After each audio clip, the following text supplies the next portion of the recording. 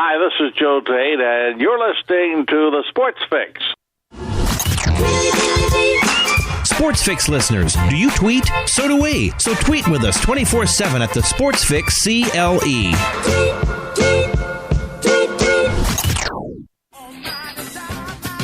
Business owners and professionals, do you want to take your business, your product, your team, your event to the next level? You want to advertise right here with the Sports Fix. Our listeners are among the most loyal listeners, terrestrial or internet. The Sports Fix universe is not only the radio show, but tens of thousands of fans on Facebook and Twitter. Email me, Jerry Myers, thesportsfix at AOL.com. That's thesportsfix at AOL.com. And let me help you swing for the fences and hit it out of the park right here on the Sports Fix.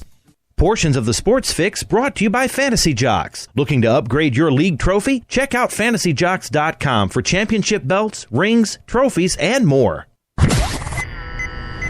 Live in Ohio, it's time to get your fix. The Sports Fix.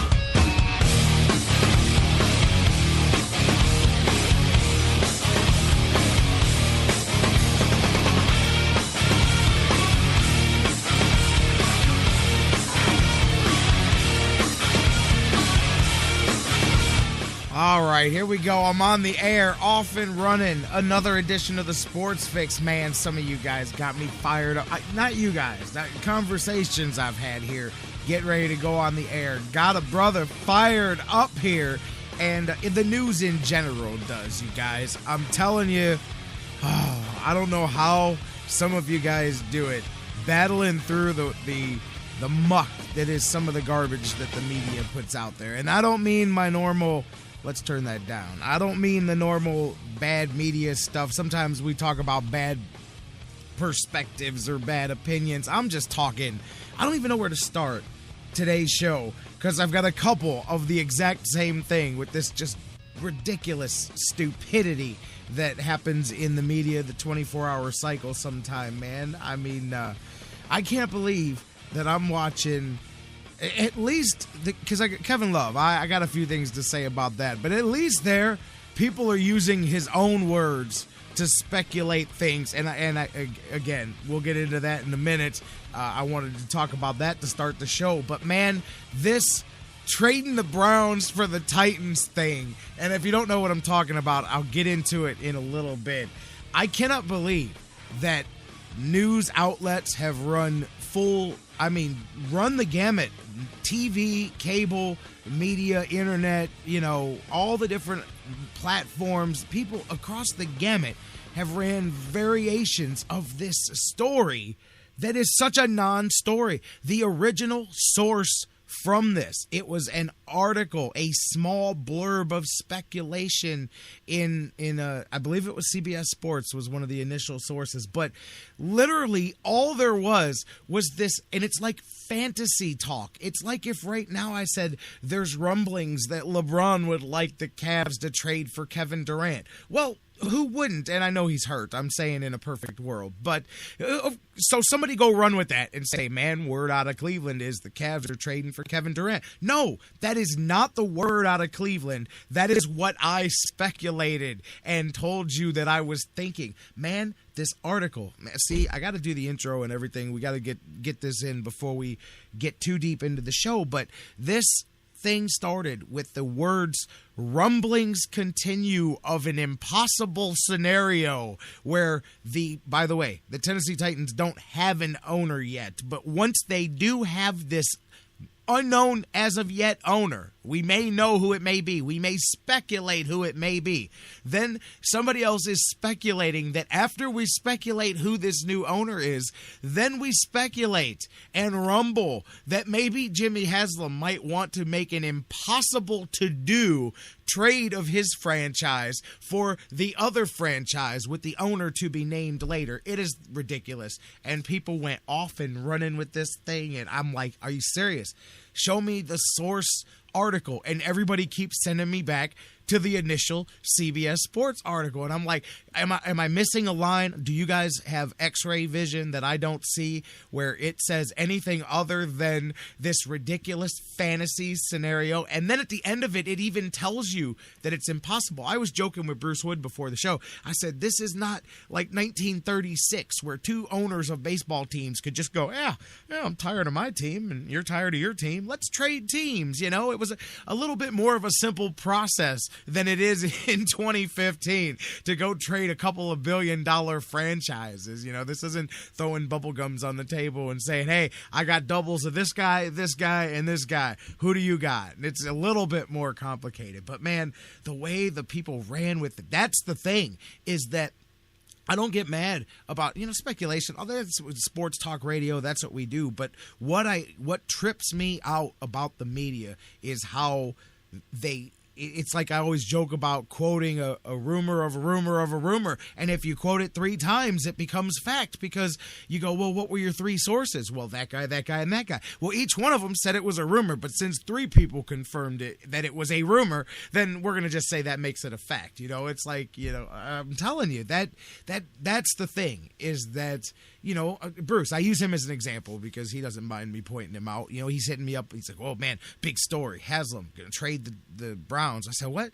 I said, come on, man. You too? Bruce, you're pretty good at reading, reading into these things. And he showed, well, they were talking about it on Sports Time Ohio. Now, that actually ticked me off. I didn't see it. But I'm like, are you serious? I mean, there's nothing to talk about. Now, if the report even says, hey, I've got word from inside Cleveland that Jimmy Haslam is very much trying to trade. Okay, now you have a report, even if it's unsubstantiated. But how in the world do people go and create news out of speculation and fantasy speculation at that? Like, because some guy thought of something out loud, another guy repeated it, and now millions of people are talking like this is an actual possibility. Now, that's not to say that years from now, I don't know, I'm not saying that some crazy thing like that couldn't happen, but it's nearly impossible to do. And before you can trade anything, somebody needs to buy the Titans first, I don't know. There's all kinds of permutations here. Maybe they might want to buy the Titans and keep the Titans. I mean, I don't know, man. I mean, you'd never know what could happen. Maybe they don't want the Browns. I mean, this is crazy. You can't do any of guys, I don't know how you don't live with a headache living in the world of trying to sort through what's real, what's not, what's worth talking about, what's not. Man, At least we try to have some common sense and some fun here on the Sports Fix. See, so now you see where I'm at coming in here. I have already gone through, free plug, an entire pot of Death Wish coffee. See, the last few weeks, and I knew coming into March Madness that I was going to need a little bit of an extra jolt, man. So, bold and intense flavor, Maxwell House doesn't get it done. So I ordered, it's bad coffee when it comes with a skull and crossbones on it. It's called Death Wish coffee, man. And I hadn't had any in a while. I had to take it up to the next level. I've already gone through a pot this morning because they got me fired up. Are you guys ready to do this? I did not want to do that. I like to open, smile, happy, welcome to the Sports Fix, all that stuff. But no, here we go, off and running. It's going to be a great day, you guys. Let's do it. Welcome into the Sports Fix. It really is going to be a great day, regardless of all that. I'm not mad. I don't get mad like at these people, whatever. They go out there and make their money and it's their job to clickbait you and get you into all that stuff. It's their job to get you to talk and dive in and click on their articles and see the pop-up ads so they can get paid for it. I know how it works, and so do you, but man, anyway, I feel bad for the sports fans that have to swim through the mess of all of that stuff. Welcome into the Sports Fix. You don't have to swim through no mess here. Just have some fun. Bring your bathing suit or not. It's optional each and every weekday, live at noon, right here across the Sports Fix radio network. Maybe that means, hey, by the way, I'm your host, the Big Daddy on the microphone. You're like, hey, man, who's this guy that's been yelling at me for the first? I haven't been yelling. I've just been slightly agitated for the first few minutes of the show. J-Rocc, Jerry Myers, the Big Big Daddy on the microphone here as the coordinator and conductor of the madness each and every weekday at noon. Live, you guys, across this beautiful Sports Fix radio network. Maybe you're listening live on TuneIn and TuneIn's radio app worldwide, on Spreaker or Mixler or their digital and their mobile applications, or maybe you're enjoying the show right on our home base, thesportsfix.net. So many of you guys do each and every day. If you don't, remember, it's a great backup spot to listen to the show. Great place to catch all of our news, social media. Everything is right there. It's a one-stop shop. I love that little catchphrase. Thesportsfix.net. Bookmark it today, you guys. Put it in your browsers. And as well, welcome in all of you listening around the world. Thousands of you guys.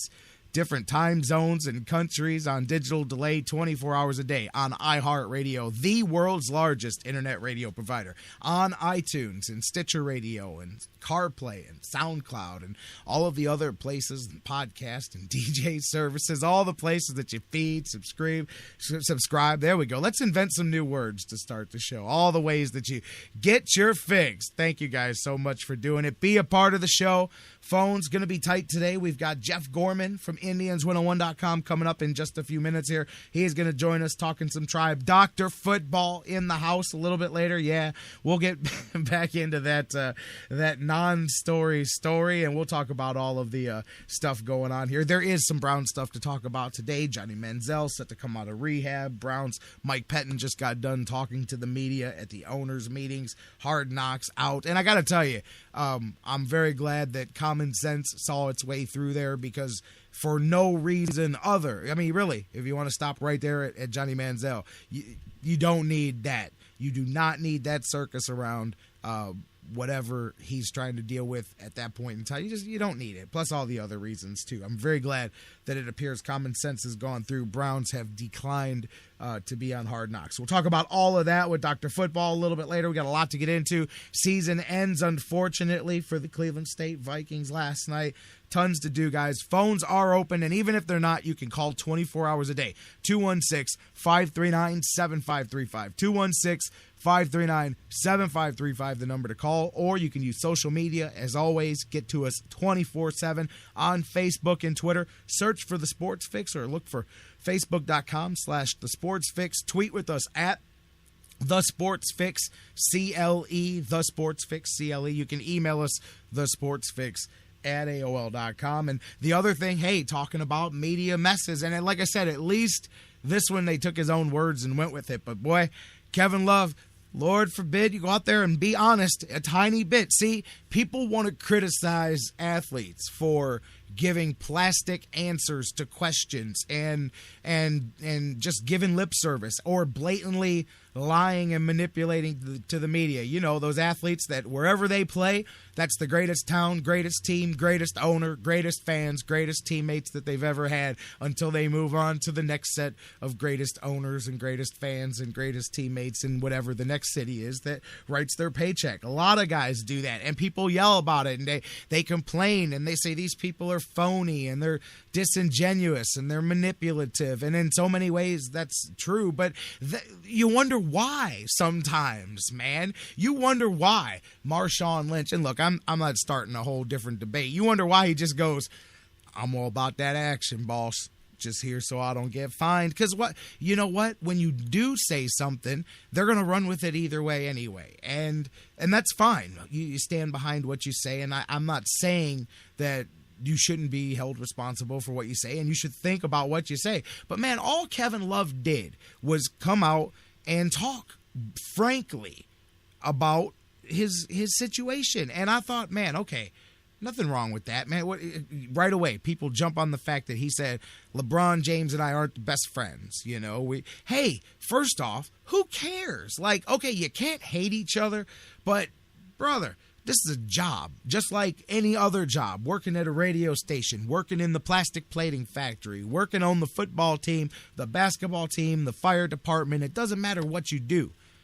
You're professionals. So when you go to work, you work together, and you work together seamlessly and flawlessly. And, bro, I've been in radio stations with guys I can't stand. I've been on the air with people I don't like, and you'd have thought we were the best of friends. I've had wrestling matches against people that I could not stand, and we have gone out there and made each other look unbelievably good because that's what you do. It's your job. Your job is not anything that has to do with your personal issues. It's to do your job. And so, I mean, how many of you guys after work hang out with everybody or how many of you go home?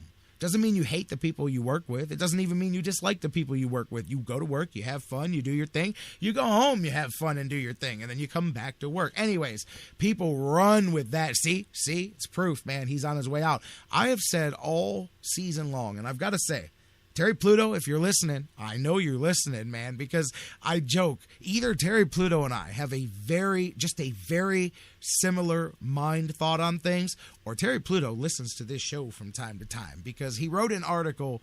I caught it this morning. I don't know if it came out yesterday or not, but he wrote a PD piece about Kevin Love and all that's important. And as I'm reading it, those of you guys that listen to the show every day know exactly where I'm probably going to go.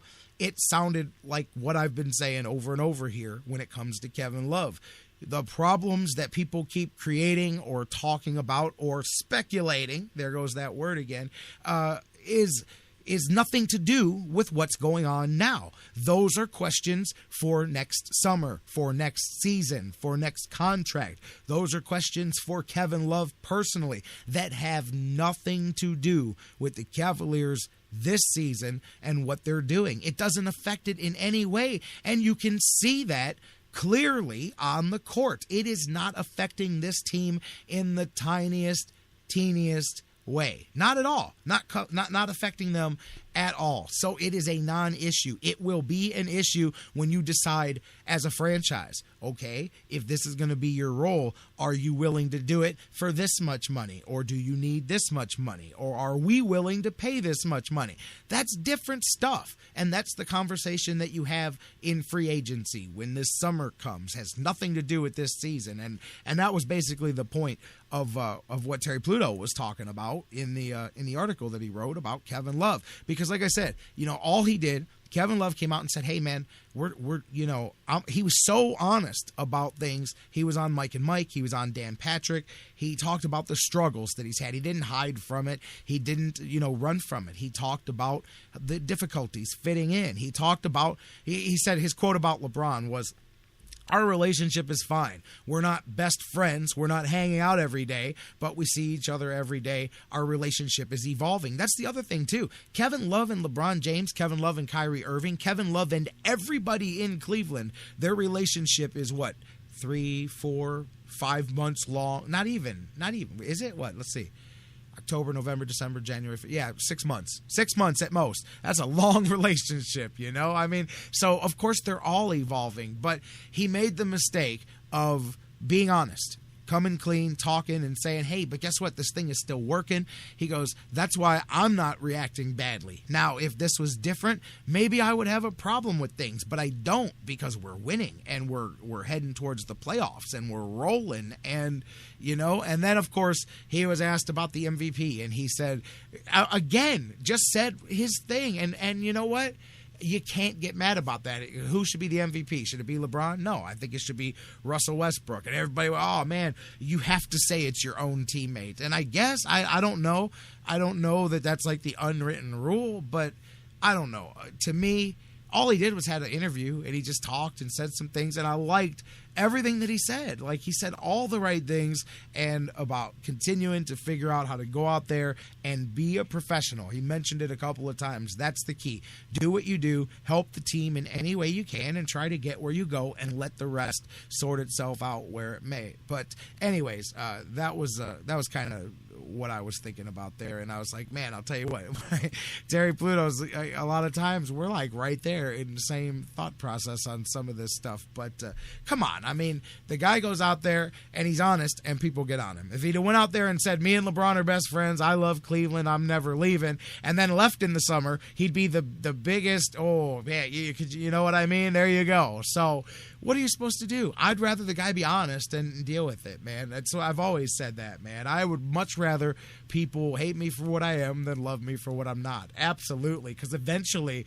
I'm going to stop being what I'm not, and then they're going to see what I am, and then they're just going to hate me me anyway, so you might as well just know who I am from the get-go, and we'll figure out if we can get along or not. But, I mean, Kevin Love has been an utmost professional all season long, and, hey, he's one of the best players on the Cavs. I don't mean potentially. He's been one of the best players on the Cavs. He's not averaging 9 points and 5 rebounds here, guys. He's not averaging half of what he did in Minnesota. He's averaging almost 17 points a game. He's averaging a double-double a game practically, man. I'm fine. I'm fine with what he's done. I'm fine with the role that he's played, and I'm fine with the words that he used. I'm telling you, man. Again, you don't have to go out here and sing Kumbaya. You can't hate each other. And even then, sometimes you hate each other. You go out there and you competitively make each other better because of that dislike personally. It's still separate on the basketball court. Now, not everybody's mature enough to separate it. Don't get me wrong. There's some players that hate each other and can't be on the same team because they're not mature enough to do that. And I'm not saying these guys do. My point is that you don't have to wake up in the morning and give each other a big hug and go, boy, am I blessed to know LeBron James. It doesn't mean that you're not like, hey, man, LeBron, let's go play some hoops together, man. And then when you're done playing hoops, you're like, all right, man, I'll see you tomorrow. I've known lots of people like that myself, too. Love them when I'm at work. When I'm off work, hey, man, I'm not thinking about work, man. Anyways, but the guy goes out there, and he was just talking off the cuff and being honest, and I thought it was refreshing, and I'm just like, come on. The same people that would rip on the guy had he given a bunch of canned answers that nobody wants to hear and that it's not genuine. Instead, they go the other way, man. And then, of course, plus everybody twisted that word, too. I've seen it all over. LeBron, he said it yesterday. LeBron's about to run off Kevin Love. Kevin Love doesn't even like LeBron. He's leaving as soon as possible. He'd be out of here today if he could get traded. Too bad for the trade deadline. I'm joking, but that's 0 to 100 how some of these cats out here get with it, man. And so now you see why I had to drink a whole pot of Death Wish coffee. You guys could at least send me a free big old sampler size there, because that's twice I've plugged you. But now you see why, because they've hit it. They've hit it from all sides, man, and got me a little fired up today. Speaking of fired up, man, some stuff I wanted to talk about.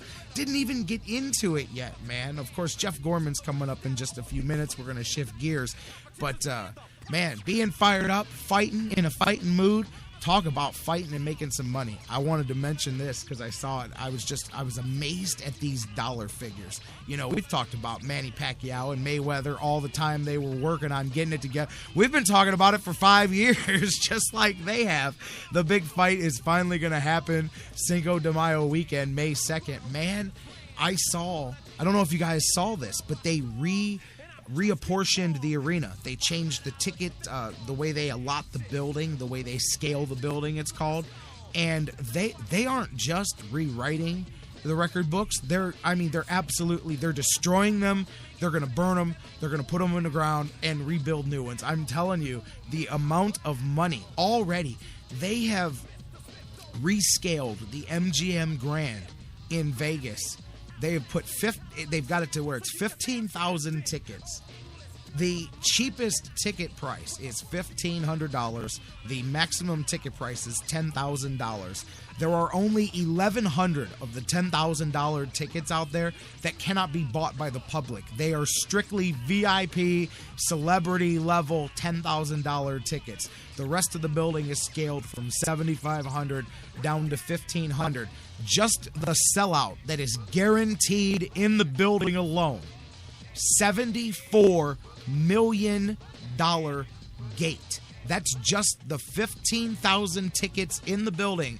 It is 3.5 times the record gate for any fight in combat sports history. $20 million was Mayweather and Canelo Alvarez back in 2013. I remember that fight. $20 million. This one's going to do $74 million just at the gate. On top of that, they've got another, I believe it's $45 million in international television. So, before the first pay-per-view is bought, before anybody orders this fight on pay-per-view, This fight is already guaranteed to come in with the sponsorships and the bids and all of that stuff. It's already coming in at $120 million in revenue before anybody has bought a pay-per-view yet. $120 million. I mean, that gate is staggering. $74 million just in the house. I mean, it's unheard of. I mean, like I said, 3.5 times the previous record. They are going to smash the record for any combat sport ever. When you hit pay-per-view and you speculate to what they expect this fight to do, they expect it to break the pay-per-view record. I believe the high was 2.4 million. That was Mayweather and De La Hoya back in 2007. They're looking at 3+ million buys at $100 a buy. They're talking 300 million more in just pay-per-view alone. So put that all together. This fight is expected to rake in anywhere from $400 to $425 million. It's staggering. I was talking about it the other day. Money that's just for the sake of money, and that's what's wrong with this world. I'm all about this fight. I love, I'm a sports guy. We're doing the thing. It's going to be a great weekend, and we're going to all get excited and watch a big fight. But man, 400, and that's the economy of a small nation, man. A couple small nations put together. 400, man, that's the economy of some Fortune 500 companies there, man. $400+ million. I'm still staggered at the gate. 74, almost 75 million in the house on the tickets. Just insane, you guys. Absolutely insane. I'm sure we'll be talking more about that as the fight comes around. By the way, speaking of fights, we'll talk more about Jessica Eye, Miesha Tate, next on the schedule for Cleveland's own Jessica Eye. I saw that one over the weekend when they were announcing Ronda Rousey's fight. They also announced that one. It's going to happen. They don't have the exact event yet, but it's going to happen.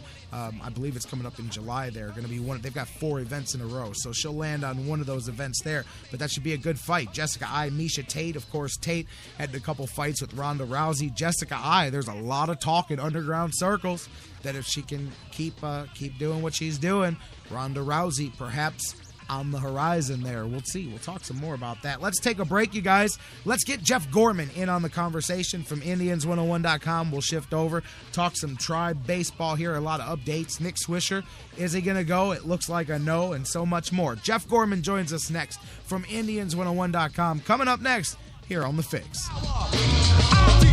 I'm gonna tie you up and let you understand that I'm not your average man. When I got a jammy in my hand, damn, ooh, listen to the way I slay. The Sports Fix, the show that asks the question, What you talking about, Lou? What you talking about, Lou? What you talking about? What you talking about?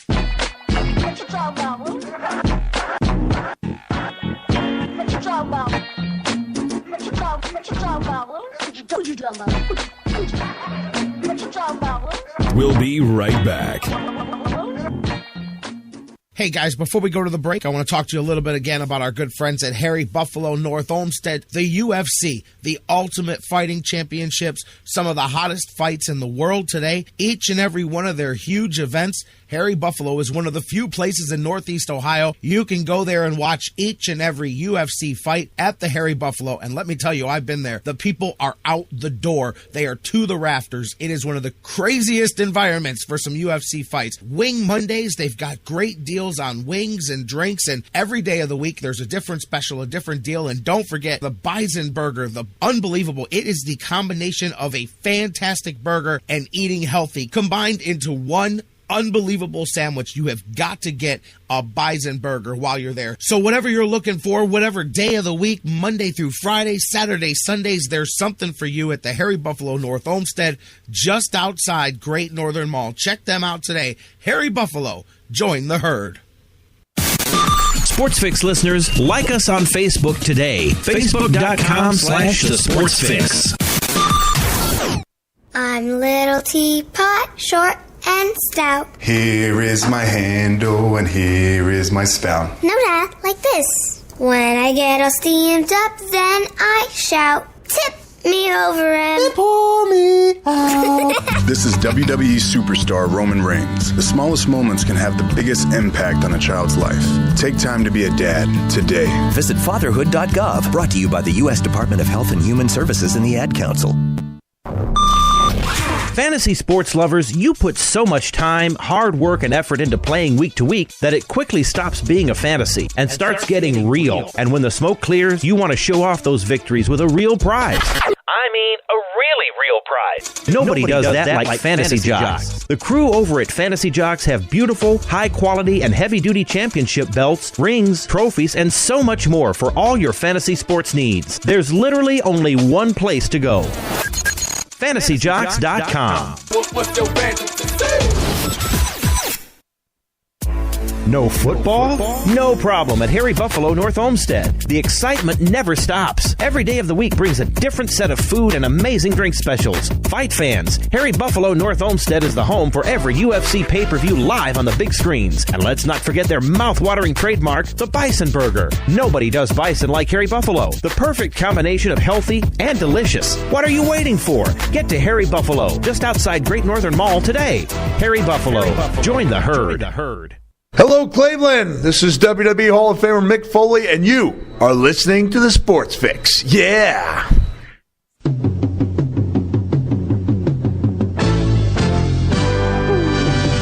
Indian fever is catching fire with everyone. Indian fever, you can be part of the fun.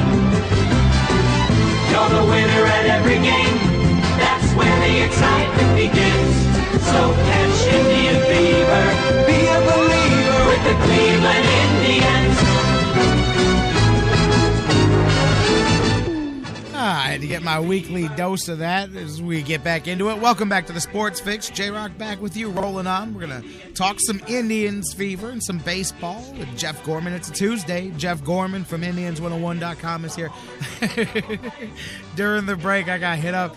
Did you say that you're drinking coffee? It's called Death Wish. I said, yes, sir. Absolutely. It comes with a skull and crossbones on it. They guarantee that it is the strongest, most potent coffee available in the free world other than going on the black market. So I'm gonna go with their explanation. As I said, Mama always said anything with a skull and crossbones on it is no good for you. So I put that in my body every morning here. But yeah, it's like, did you say? And I said, yes, I did. Death Wish coffee. So there's another plug for you guys. Welcome back in here, guys. Phones are not open because Jeff's on them. You can still call 216-539-7535. Leave your take on the hotline or Facebook, Twitter, Facebook.com/TheSportsFix. Tweet with us at TheSportsFixCLE. Let's go to the phones. My man, Jeff Gorman. Jeff, how you doing this afternoon? I'm doing great, J-Rocc. I'll probably do it even better once I get my hands on some of this Death Wish coffee you're talking about. Give me a pump up a little more. Man. You know what? I'm going to send them an email and a copy of today's show, and I'm just going to go, look, see, man, come on now. When you find out your orders have bumped up a few thousand here today, you're going to know where it came from. But yeah. Anyways, I didn't know, you're a coffee enthusiast as well. I am too. Like I said, man, eventually they will inject the IV, and then I'll be able to just walk around with a stand that's got coffee on it, and I'll be good to go, man. I'm telling you. And they have little cream and sugar buttons, too, that you can press. Do you know how I found that, by the way? I literally Google searched the world's strongest coffee. I said, man, I'm getting immune to it. Because you do. You get you drink too much, and then all of a sudden, it takes 2 pots to get you going instead of 1, and so on and so forth. Now, I drink coffee at midnight. It's just like water to me now. It doesn't even do anything. And so I had to Google search it, and I found that, and I said, ooh, man.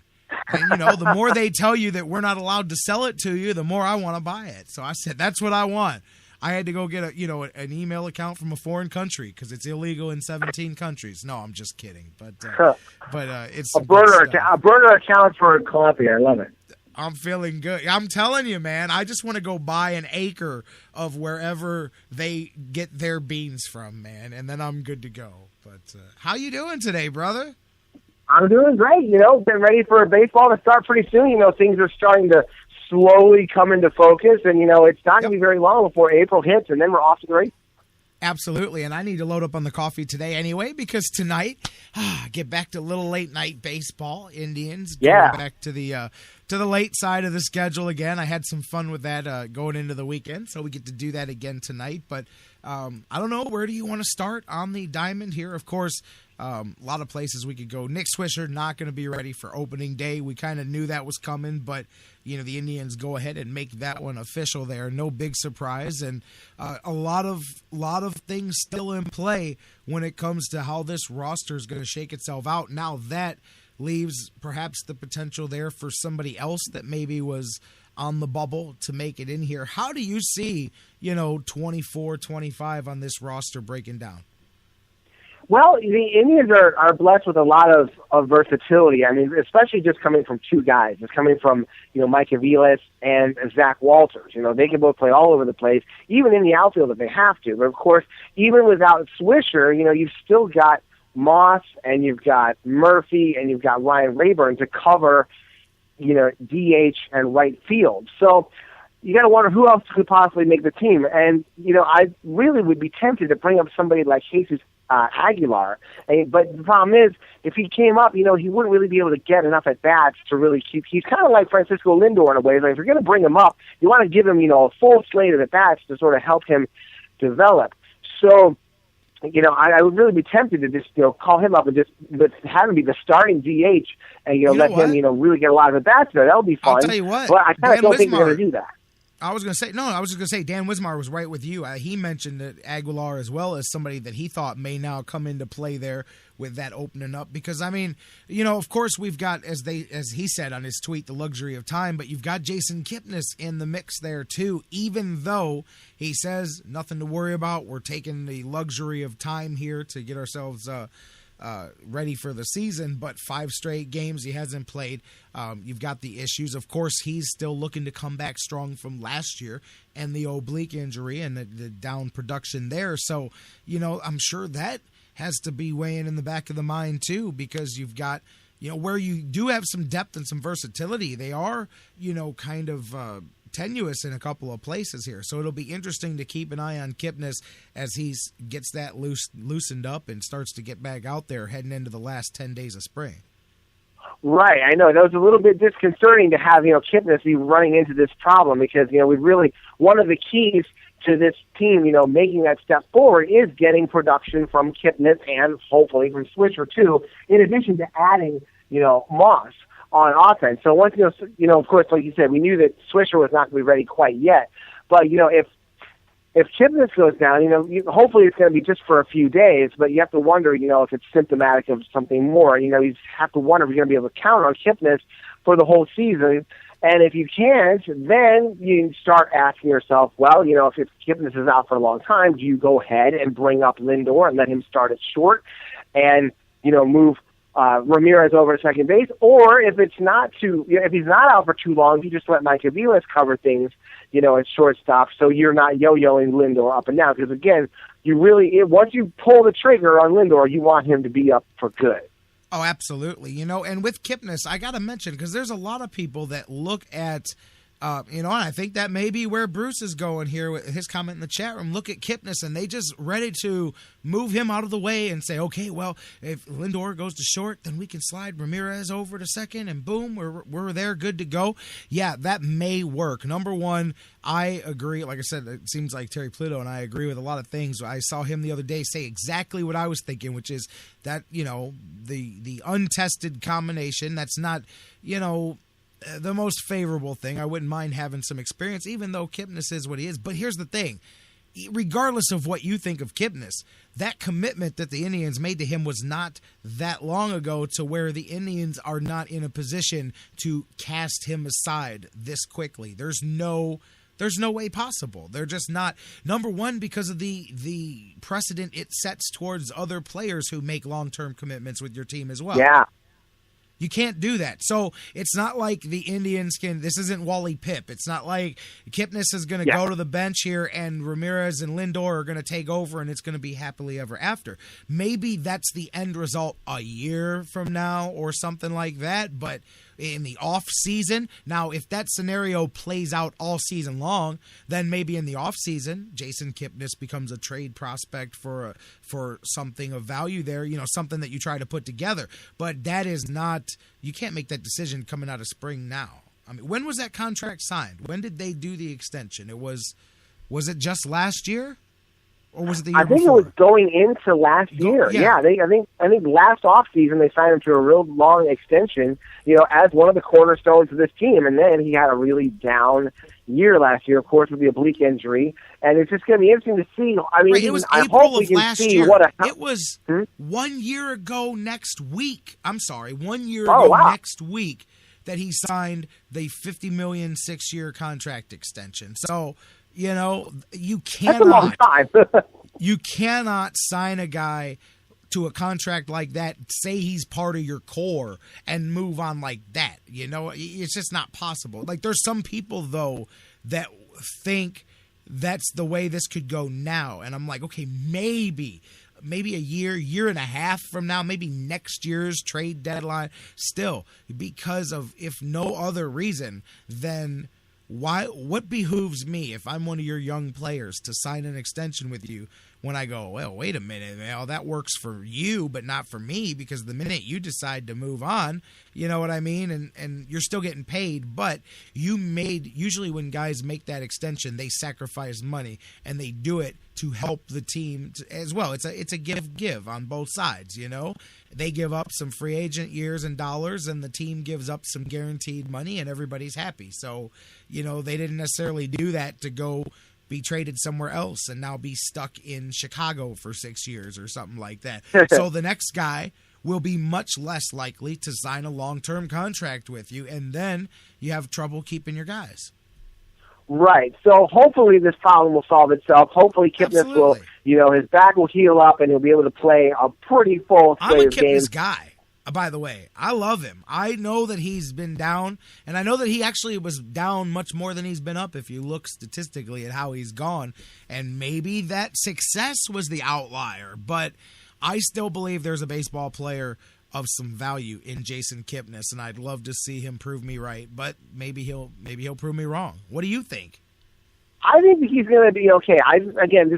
Once they get him, fully back to 100%, and hopefully we'll see what he can do on the field. We know that he's completely healthy, because usually when he's healthy, not only does he perform well, but he usually outperforms most other second basemen on other rosters from an offensive standpoint. So hopefully, it's really way too early to panic or pull the trigger on anything different with Kipnis, especially, like you said, with the giant commitment they made to him, and especially because he hasn't proven that he is going to be a Grady Sizemore level of injury. And, hopefully it doesn't get to that, but hopefully get him back on track so we can, again, just really see what Jason Kipnis can do on a regular basis, which will hopefully be what we saw from him leading up to 2013. Right, absolutely. 2013 hit 284, had such a strong season there, and it led to the contract extension. Last year, dropped down to 240. We know how things went for him last year, from 17 home runs to 6, and obviously played in 30 less games than he did the year before. But I'm a Kipnis guy, and I'd like to see him continue to live up. When the Indians, I'll just say this: I'm not one of these guys. I know some of the advanced metrics, especially with the defense, because I'll give you that he's got to perform offensively because he is subpar defensively. He's okay. He's okay defensively. He's not. I guess he's not. Maybe a little slightly below average, but he's not the worst. So he has to be significantly good offensively to make up for that. Of course, it's what makes him such a premium there, and I think he can. I think he can get back to that. You brought it up, though, staying healthy. That's going to be a big key of that, and that's what's got me a little hedging here with this early on. Hopefully he can get going, get everything behind him. And who knows, man? I saw Bruce in the chat. There's a lot of speculation that maybe he ends up in the outfield at some point. There's a lot of play, and that's what I like. You mentioned that word versatility. We talk about it all winter. We talked about it last year. That's one of the things that you love about what the Indians have. You mentioned Walters, although unfortunately he's not going to be part of the equation early on here because he got banged up as well. And that's where we're seeing that depth has been a benefit to the Indians because attrition from injury happens all the time in spring, and we've already seen it. A couple of names whittled off of that list there when you're talking about 24th and 25th guys. So it's good to have the depth that they did. Yeah, and if Walters is unable to go as far as being a backup infielder, which it looks like it is, you might really need to rely on someone like Aviles to play the infield as opposed to helping, in other places. So maybe that might be what gets Tyler Holt onto this team. And we imagine a matter of, well, will he end up staying there? Because I think he's kind of getting himself in a pretty good position to be able to make this team. Absolutely. Tyler Holt's one of the... you got to think, and when it comes down to it, it really just depends on which way the Indians would prefer to go. Part of me, and I've got a thing for power, man, but I still would like to see Aguilar develop a little bit more, man. But, man, a part of me is intrigued to see, because there are some people, like I see in the chat room, that say he's in the majors, he's just warning track power, and I don't know, maybe that is true, man, but... I wouldn't mind, but I like Tyler Holt. I was a fan of his coming into the spring. I know Mike Brandenberry was really plugging him, championing him early in the spring as being his extra guy that comes in and makes this squad, and I think that possibility's opened up as well. Looking at some of the guys we know are going to make the team too, looking at the last couple of games for the Indians. Look at yesterday here. I mean, it's good to continue to see Lonnie Chisenhall stroke the ball well. Of course, he started so red hot last year. It was the second half of the season that cooled him off. But, he seems to be hitting the ground running offensively here. I mentioned yesterday, Yan Gomes, he just continues to stroke the ball. Had an RBI double there. Carlos Santana, you're seeing a lot of things from these guys here. Talk to me a bit about offensively what you like from the Indians here. Yeah, well, definitely it looks like Chisenhall and Santana are really, locked in pretty well. You just want the season to just get going so it can start counting. But, it's really nice to see how Chisenhall has kind of taken over. And, we don't have any question over who our third baseman is anymore. That's what we've been dealing with the past few years. He's the guy at third base, and, there's really no question about that. And it's just going to be a matter of keeping his defense up, because his defense has still been kind of suspect, and you hope that it doesn't end up being, a black hole situation where he starts, costing the team games and really still having that be like a major problem. But, I just really hope that he can, keep his production going offensively throughout the year, because again, like you said, last year he really fell off the table, and that really, hurt the team down the stretch, I think, although he really pretty much propped them up in the first half of the season when really a lot of stuff was not going right, especially with Carlos Santana. So, every year is different. I just hope that Chisenhall feels comfortable enough. He knows that nobody's breathing down his neck or taking, part of his time like Carlos Santana was at the beginning of last year. I hope he can get himself dialed in and say, okay, I finally made it. I'm a bona fide major league third baseman. Talk about that a minute. Carlos Santana, last year, we know how badly he started the season. What was it, like 151, 159, those first couple of months of the season? Just absolutely horrendous, and it's what hurt him, throughout the rest of the season.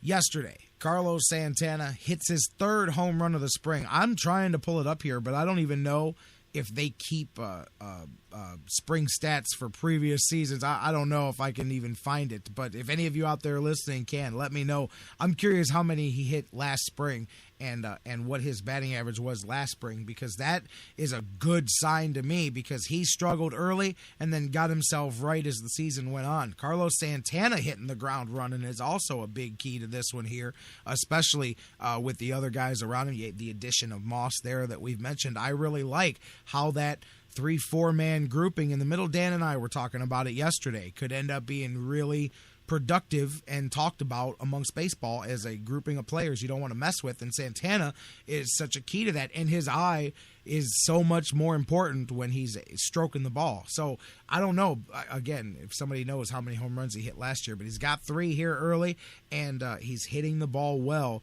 here this spring.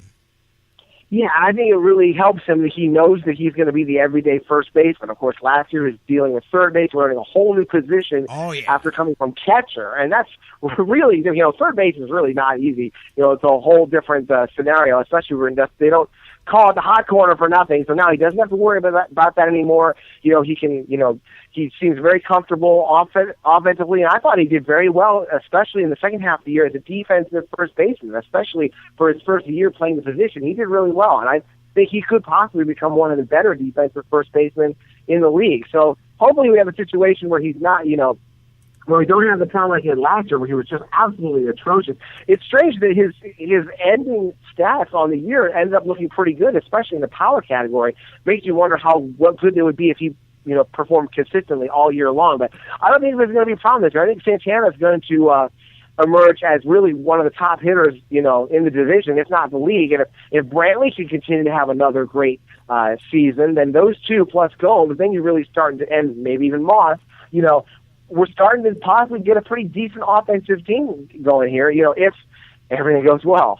And you know what? That's what I was just about to say before we switch over to the pitching side, is that right now, if you were to say, hey, Jerry, and it's spring, if you were to say, hey, what do you think about this Indians team now compared to when they started spring? I'd say, you know what? I'm actually a lot more positive and feeling confident in my confidence in the offense because of all these things we've been talking about.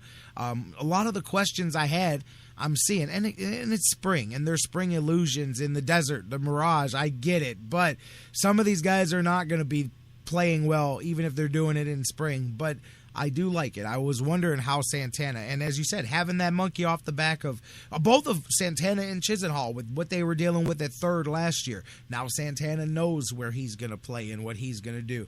Chisenhall as well, offensively at least doing his thing, and that's another one. He's in that Kipnis category. He's not the best defensive third baseman, so he has to be offensively very productive to make up for that as well. But seeing Moss and his health, and Brantley yesterday he was 2 for 3, and Bourne, we've seen the spring in his legs a little bit. So offensively, I'm pretty confident that the Indians may have accomplished what they wanted to accomplish when they put together this team offensively.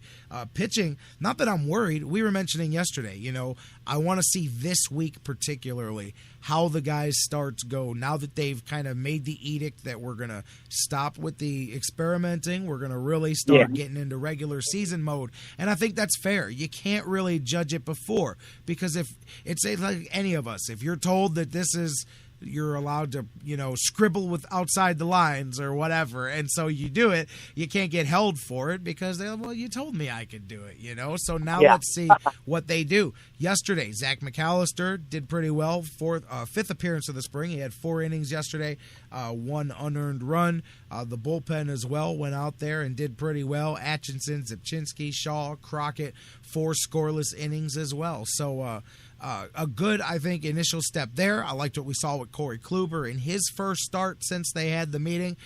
We'll continue to see the rest of the guys here this week. I know TJ House is the guy going tonight against Vogelsong. That should actually be a good little for a spring training tilt. That should be a good one here tonight at 10 o'clock. But we'll see with House and the rest of these guys. But I did like what I saw. McAllister continuing to show me that if I'm going into the season right now, my 5 does not have Santana on it. My 5 has McAllister getting that 5th spot. Yeah, I'm really impressed with what I've seen out of Zach McAllister, because he's one guy who could have come into this spring and said, you know what, I'm fine. I could get a start. If I don't get in the rotation, I'm going to be in the bullpen. They can't send me out. I'm not going to do terrible, but I'll be in the starting rotation or the bullpen. I'm going to get a spot either way. No, he's like, I want to get into the starting rotation, and I'm going to compete. I'm not going to use the bullpen as like a backdoor onto the roster. And he's went out there and he's really battled, and he did really well yesterday. And I think that, he could possibly get that spot, which would really be good, because, you might end up seeing, Salazar sent out. You might end up seeing Tomlin getting the extra spot in the bullpen, because, guys like, CeCe Lee hasn't really done all that hot. He might not make it either. So, unless he turns things around at the last moment. But I like how McAllister has, gone straight forward and tried to grab hold of that number 5 spot. I wrote about that today on Indians 101, as a matter of fact. And again, if we can see something else good from TJ House tonight against the Giants, and, again, since we're getting close to the end of the spring, you're starting to see the starters in there more. So, he's going to be against some bona fide major leaguers tonight. I think that we can feel pretty good that what we saw out of House was the mirage. And, like you said last week, maybe, you might see House possibly get the number 3 spot in the rotation just to break up the righties and the lefties. Yeah, and again, I think that would be the way I would go. But I think that may be at least in the thought process for the Tribe. And Salazar, in all fairness, and Dan Wismar brought this up yesterday. His last start was better, and something I noticed too. Looking at the research, doing it this morning, I saw a note about in the PD about his average pitch speed here this spring, and he was hitting the other day against the Rockies. He was hitting 95 and 96, and Mickey Callaway said that makes him feel good structurally about Salazar because last spring in April he was peaking out still early in the high in the 90s, 92, 93 in that area. So at least health-wise, he was able to get himself his arm volume and his arm speed up earlier on because he's clearly averaging 3-4 miles an hour faster here into this early part of the season. And that would really be something if he could get his control down, and if Salazar could end up making the team as a starter, then, you get to start establishing quite an identity among your starting pitchers, most of them, with Kluber and Carrasco and Salazar. These guys are guys that are coming out there just throwing fire, and that really is going to be something that other teams are going to start to take notice. Like, wow, when we go up against the Indians, we're going up against a lot of major flame-throwing pitchers, and that might possibly start to become part of this team's identity as a team that's built on power starting pitching, and of course, hopefully that'll set things up, for the bullpen as well, and maybe just kind of keep the other team back on their heels a little bit, and then you can throw out somebody like House who's going to sort of break that up. Exactly, and that was my whole thought process behind that too. All right, man. So I don't know anything else you wanted to get. Oh, you know what? I don't have an update, and I don't know if you do. David Murphy, he was out all weekend. I know he twisted his ankle the other day. Again, talking about glad to have the depth and the luxury that we're still, 10 days. What are we? 10 days out? 11 days out from the start of the season. 13 days out. The opening day is 2 weeks from yesterday. There we go. Okay, so close enough. Whatever, but yep. We're right there to it. But again, you've got a little bit of time here, a little bit of cushion. But I haven't heard anything. I'm assuming that's a keep it up for a couple of days and you'll get back out there thing. But again, good to have the depth that they do, and it gives other guys opportunities to go out there and continue to try to run for these final roster spots. Because as you heard, Terry Francona said it, they got together, Chris Antonetti, they all have been pouring through the roster, and these guys are making these, and I love it when guys make the decisions tough. Sometimes to me, that's a sign of one or two things. If you have some and most of the Indians' positions are solid, which is a good thing. But when you've got competition like that, it either means you've got a bunch of good guys competing for the spot, or you've got a bunch of not so good guys competing for the spot, and nobody can take it. It's one or the other. I believe we've seen with the Indians, it's the good part of that. It's the former and not the latter. They've got a lot of young talent all saying, hey, it's my turn, it's my time, I can help this team, and that's good. That's a good thing there, and I'm curious to see who it does. I would be interested to see who makes the final spot or two on this roster and how many pitchers they end up taking.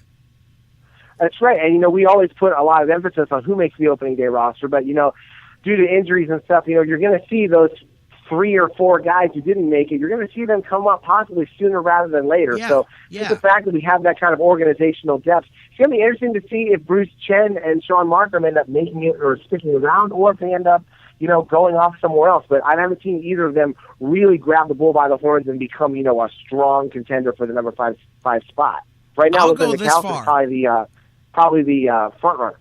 I'll go this far with what I think. Here's how much that depth is going to be needed. I will be willing to say that by the time we are 2 months into the season, the Indians will have started Kluber, Carrasco, Bauer, House, McAllister, Tomlin, Salazar, and Chen at least once. I'm just going to tell you that now. There's no doubt in my mind that within the first 6 to 8 weeks of the season, all 8 of those guys are starting at least a game for the Indians. That's the way it works. That's the way it's going to work.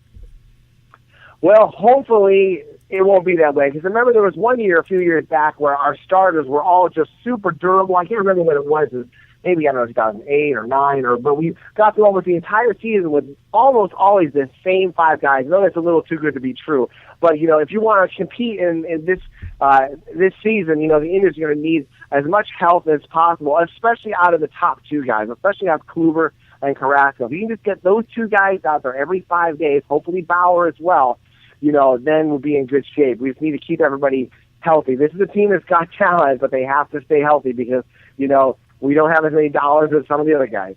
Right, and I wasn't saying that as a bad thing. That's just because 8 guys have made one. Usually in a season, most teams have had double-digit guys that have made at least one start throughout the season. You always go through at least 8 or 9 starters anyway, but I'm not saying that as a bad thing as much as early season, cold weather, AL Central cities, Cleveland, all of that stuff. You're going to have rainouts. You're going to have, weather delays. You're going to have tweaks of the shoulder from here to there. Guys are going to need to skip a start. And that was what I meant. And I mean it because the Indians know they can do that. They've got the depth that if you need, if Tomlin's shoulder is bugging him and McAllister just pitched in the bullpen, and so you need somebody, you bring up Bruce Chen for a spot start. And that's what I mean.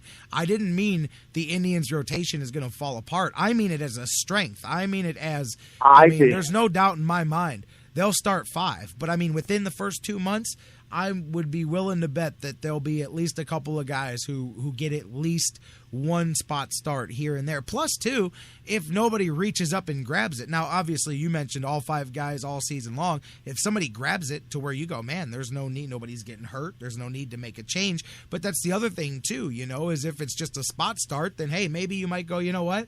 I liked how Chen pitched the other day, but I would really like to see if Salazar can grab that spot. So maybe he gets that's what I meant. It definitely was not in any way predicting doom. I meant it more as being an asset, having the depth of being able to go 7 or 8 guys in the first couple months if you need it. And I think they will. And that would be good. It's nice to have that many contenders. A lot of times in the past, we've seen, the Indians have had a spot or 2 open, and it seems like nobody wants it. Everyone's taking a step backwards. And it's like, come on, guys, take a step forward and get this job. And then they take another backward step. So it's nice to know that that's not the case where all the guys who are trying to get this spot are throwing up like a 6 ERA. And it's like, well, which of these bad choices do we have to make? So It's nice to see that, because we've seen that happen before. So this year, they're rising to the occasion and, like you said, making it difficult to make that decision. And that's, what you like to see. Because, again, if even the guy who doesn't make it, we will probably be seeing him sooner or later. And that's what I said. You hit it. Like, what's the choosing between? Well, he gave up 6 last time, and he gave up 7. It's like the lesser of 2 evils, But, right. Hey, real quick, Bruce came up in the chat room. I knew somebody would find it here eventually, and a good sign for those of you looking at Carlos Santana and perhaps pretending the spring over into what it may be. Don't do that too crazy. But last spring, according to Bruce, Santana had a 186 batting average, which really it dropped even more, but it was already poor coming out of the spring. He had 3 home runs, 8 ribbies for the entire spring last year with, as you said, 13 days to go, and I do believe that means what, about 10 spring training games, something like that, 10, 11 spring training games to go. Carlos Santana has already got 3 home runs here this spring, and that'll again, it's spring is what it is, but he's already having a much more productive spring offensively here this year. So if you're looking, hey, Carlos Santana feeling good heading into the season, he's at least warming up earlier than he did last year, which is something good there, absolutely, because as we know, he's a big part of what the Indians need to do. Thanks for that, Bruce. Thanks to you, Jeff. And by the way, what are you working on this week? Indians101.com, as you said, talking about some pitching. Yeah, I think what we're going to do next is we're going to find out, who the last 2 maybe position players are who are going to make the team. It's going to be a matter of, how these nagging injuries shake out. Again, we know that Swisher's not going to be able to make it, and to see who are these sort of final contenders for the last 2 spots as the position players. So we'll be taking a look at that. Indians101.com is the website. Jeff Gorman is the man. You guys can check him out every Tuesday here on the Sports Fix, talking Indians baseball every Friday, talking some Browns football. I know you're not with us here this Friday, but that's okay. Still regularly, he'll be here with us. Jeff, my man, you have a good one. Anything else what do you got going on this week? You doing anything special? I'm going to be running off to the dentist a couple times and, just getting a few family things together. Nothing too crazy. I didn't mean your errand list, man. I meant sports-wise, man. Well, let's what are you doing? I gotta go grocery shopping. Got to get the car fixed. Yeah, I'm going to get the oil changed. I mean, I just meant, are you watching any games? No, I'm just kidding, man. That's cool. So nothing special going on this week? We'll be checking out some March Madness on Thursday with my parents, and I'm actually I had an amazing day on Sunday. I was 8 for 8. I got every game right on Sunday. I'm actually in first place in the pool that I'm in. It's crazy. Really? Yeah, I got 13 of my Sweet 16 are alive. I'm actually in first place. In your bracket? Yes, I am. And you didn't get it in time for ours. See, I'm calling shenanigans, man. See, anybody can tell you about the fish that got away. Anybody can tell you about that one. But Jeff Gorman's trying to pull a fast one on us here, man. No, that's cool, man. I can Good send you a stuff. screenshot. It's the truth, I tell you. Oh, yeah, sure. You can edit, though. You're a computer guy. I know what you can do, man. I mean, come on. I know how that works. Hey, Jeff, good stuff. Hey, that is awesome. 13 out of 16, huh? Wow. Yeah. We our top guy had 14 out of 16. He's in the top 700 in the nation out of almost 12 million on ESPN. Yeah, representing the Sports Fix, man. But yeah, baby. He got 14 of 16. Only 17 people in their whole contest did that, and he was one of them. So that's good for you. Wow, 13. I got 9, and I was happy. I'm like, hey, I beat 50-50. I got 9 out of them, you know? I mean, so even though a couple of them were fish in a barrel, I don't care. I'll just take it and be happy. Jeff, have a good one. Enjoy some basketball this weekend. Let's see how your brackets hold up. You and I will talk on Tuesday. Sounds like a plan, man. Thank you very much. You got it. Jeff Gorman. You guys can tweet with him at Jeff D. Gorman on Twitter or Indians_101. He handles both of those Twitter accounts. You can check him out at Indians101.com. We're going to take a break, get you some news, get the doctor in the house. Dr. Football, Bill Checkis joins us as we kick off hour 2 here on the Sports Fix. Talking some football, talking some Browns, all of that coming up next after the news with Dr. Football here on the Sports Fix.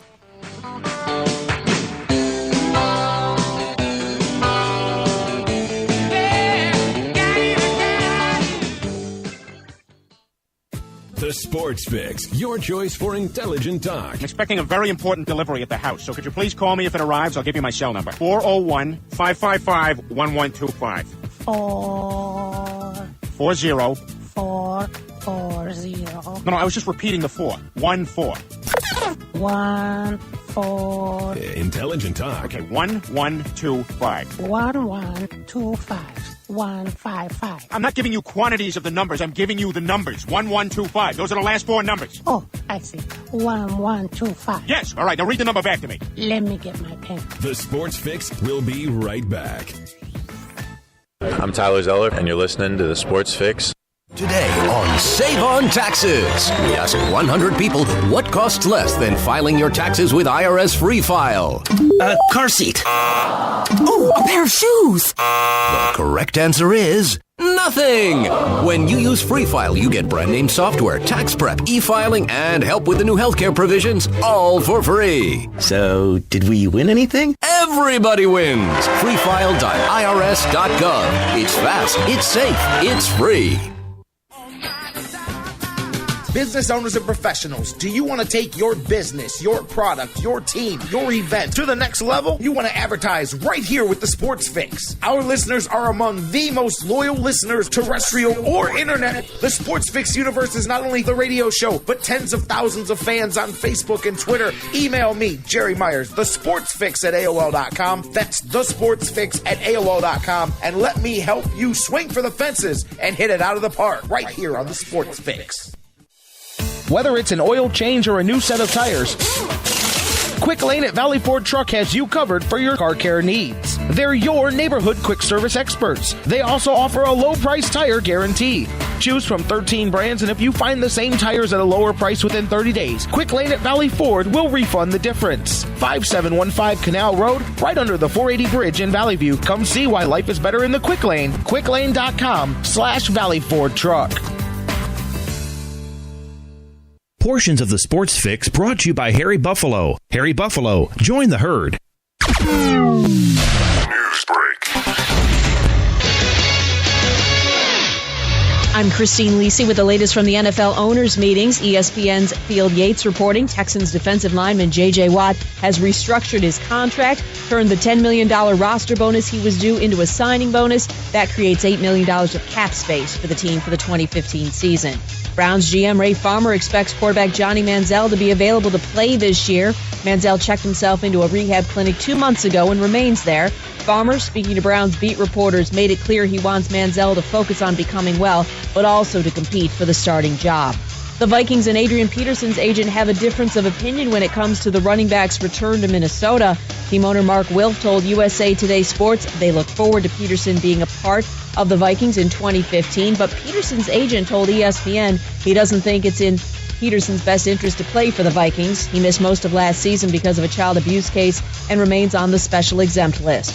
North Carolina basketball coach Roy Williams says he doesn't expect center Kennedy Meeks to be able to play in the Sweet 16 Thursday against Wisconsin because of a sprained knee. Make your way to Subway for a classic favorite, the always tasty tuna sandwich. Dive into delicious flake tuna made just the way you say with your choice of fresh veggies like zesty red onions and crisp cucumbers, all on your favorite freshly baked bread. Subway, eat fresh. You're listening to the Sports Fix.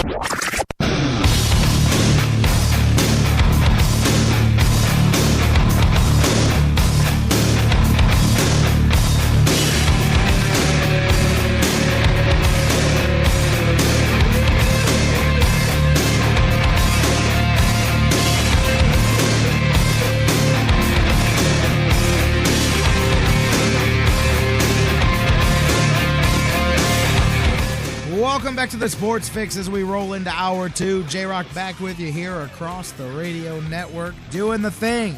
About to have Dr. Football with us here. Bill Check is going to join us and talk some NFL football, Browns football, and so much more here. Free agency is going on, and owners' meetings are happening. We have got a lot to talk about here with my man, Dr. Football. He's going to join us momentarily. You guys can keep the conversation going on Facebook and Twitter. Facebook.com/TheSportsFix. Tweet with us at TheSportsFix, CLE. Email us, TheSportsFix@AOL.com. I heard that Adrian Peterson thing during the break while we're waiting for Dr. Football. Let me tell you. Why do people... I get hit by this a lot. I had a fan actually like a week ago ask me... sent me a message out of the blue, and the guy was like, "Hey, J-Rocc Daddy, don't you think that the Browns would be stupid if they didn't sign Adrian Peterson?" And I'm like, what day did Adrian Peterson become a free agent? Well, the Browns are stupid if they don't do it. I'm like, again, the Browns are stupid for signing a player who's not available? Why do people think Adrian Peterson is going to play anywhere other than Minnesota? They have invested all of their resources into him. They have him tied up under contract for another couple of seasons just because he wants to leave now, because he's not happy that they made him sit out last season and he wants to go play somewhere else. His agent went out yesterday and was like trying to sell him as I don't think it would be the best scenario for him to come back. It's not a healthy place for him to play anymore. Well, you did that then, bro, and you've got a contract to deal with. But there's no way in the world, if I'm the Minnesota Vikings, that I'm letting that man freely walk away. And you're going to have to make me a trade that is going to behoove me and not you for me to budge, because the Vikings didn't do anything wrong.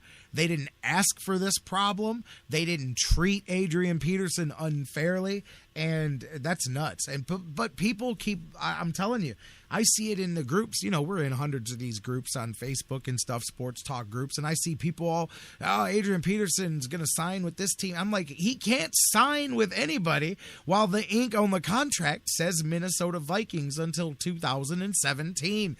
People act like it's a foregone conclusion that the Vikings are stupid and they're just going to let a Pro Bowl franchise talent, regardless of what end of his career you think AP's on, they're just going to let him walk. And nor should they. They absolutely should not. They could sit there and hold on to that man for 2 more years.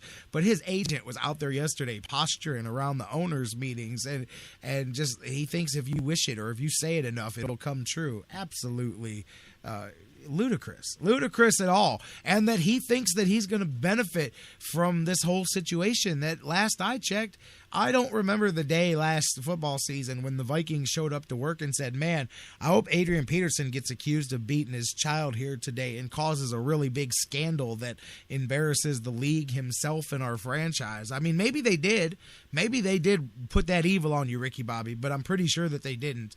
And I'm pretty sure that you did that, and you had to sit out the whole season for it and deal with it, man. But yeah, the Vikings, absolutely, there's no pressure for them to bend to anything. I don't care what that owner does. I would sit tight, and if he wants to play some football for the next 2 seasons, he's going to play some football for me. And if he wants to wait, well, then he'll be an old running back, and good luck finding a job as an old running back in the NFL in 2017 when your contract is done. That's exactly it in a nutshell as far as I'm concerned. I saw that yesterday, and I'm like, here we go again with this Adrian Peterson stuff. Hey, by the way, you guys, as we get going here, waiting for Dr. Football to join us, just during the last break, a little cool bit of news that I got.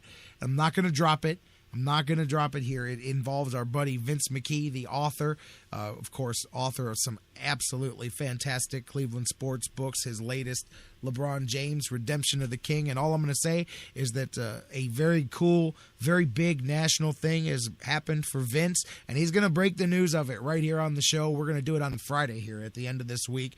Vince hit me up during the break, very excited. I'm excited for him. This is a good deal for him, a good deal for his whole line of books here, because this is going to open up some potential eyes to him, and I'm very happy that he chose us here to break it on the show. We're going to do it here this week, so looking forward to that. Friday, Vince McKee is going to join us here on the show a little bit later on this week. Dr. Football, Bill Checkus, getting ready to join us here now. I'm waiting for him to call in. We're talking. The other thing that we're going to get into here, and by the way, the phone's not open, but you guys, as I said, Facebook and Twitter, Facebook.com/thesportsfix. Tweet with us at thesportsfixCLE. The other thing we're about to dive into is, talked about it earlier, this ridiculousness about the Browns. You know what's so funny is, as I texted Dr. Football here this morning about that, he goes, the NFL hasn't allowed that to happen since the 50s. I said, I know. I said, we're going to talk about it when we get on the air here. You gotta, there's so much. I'm not gonna go repeat the whole montage at the beginning of the show, but there's so much chum in the water, and people just have to sort through it all as they dive through, again, this ridiculous story that was laid out. And Dr. Football is wrong, because I do believe that the last trade of franchises, I was checking into it during the break, it happened in the 70s. They did allow the NFL to trade, I believe it was the Rams and the Colts. It was the Rosenblum and Irsay. They traded the ownership of the Rams and the Colts, and that was the last time that happened in the NFL. And again, we're talking about another lifetime ago when you talk about the intricacies of trading a franchise in the 70s when that deal happened, and the 2015s when this would happen. But here's the whole thing, going back to the beginning of the show, and I'm going to get Bill in on the conversation here as we do this. Dr. Football, Bill Checkus, with us here on the Sports Fix. Bill, how you doing? I'm good, J-Rocc. What's going on? How you doing? Hey, no, I'm doing fantastic. How you feeling this week? Good to go? Yeah, I'm good. I'm good. All right, then. We're rocking and rolling, and we were talking here a little bit. You know what? I'm going to back up a second since you just got in. I was mentioning right before you called about Adrian Peterson.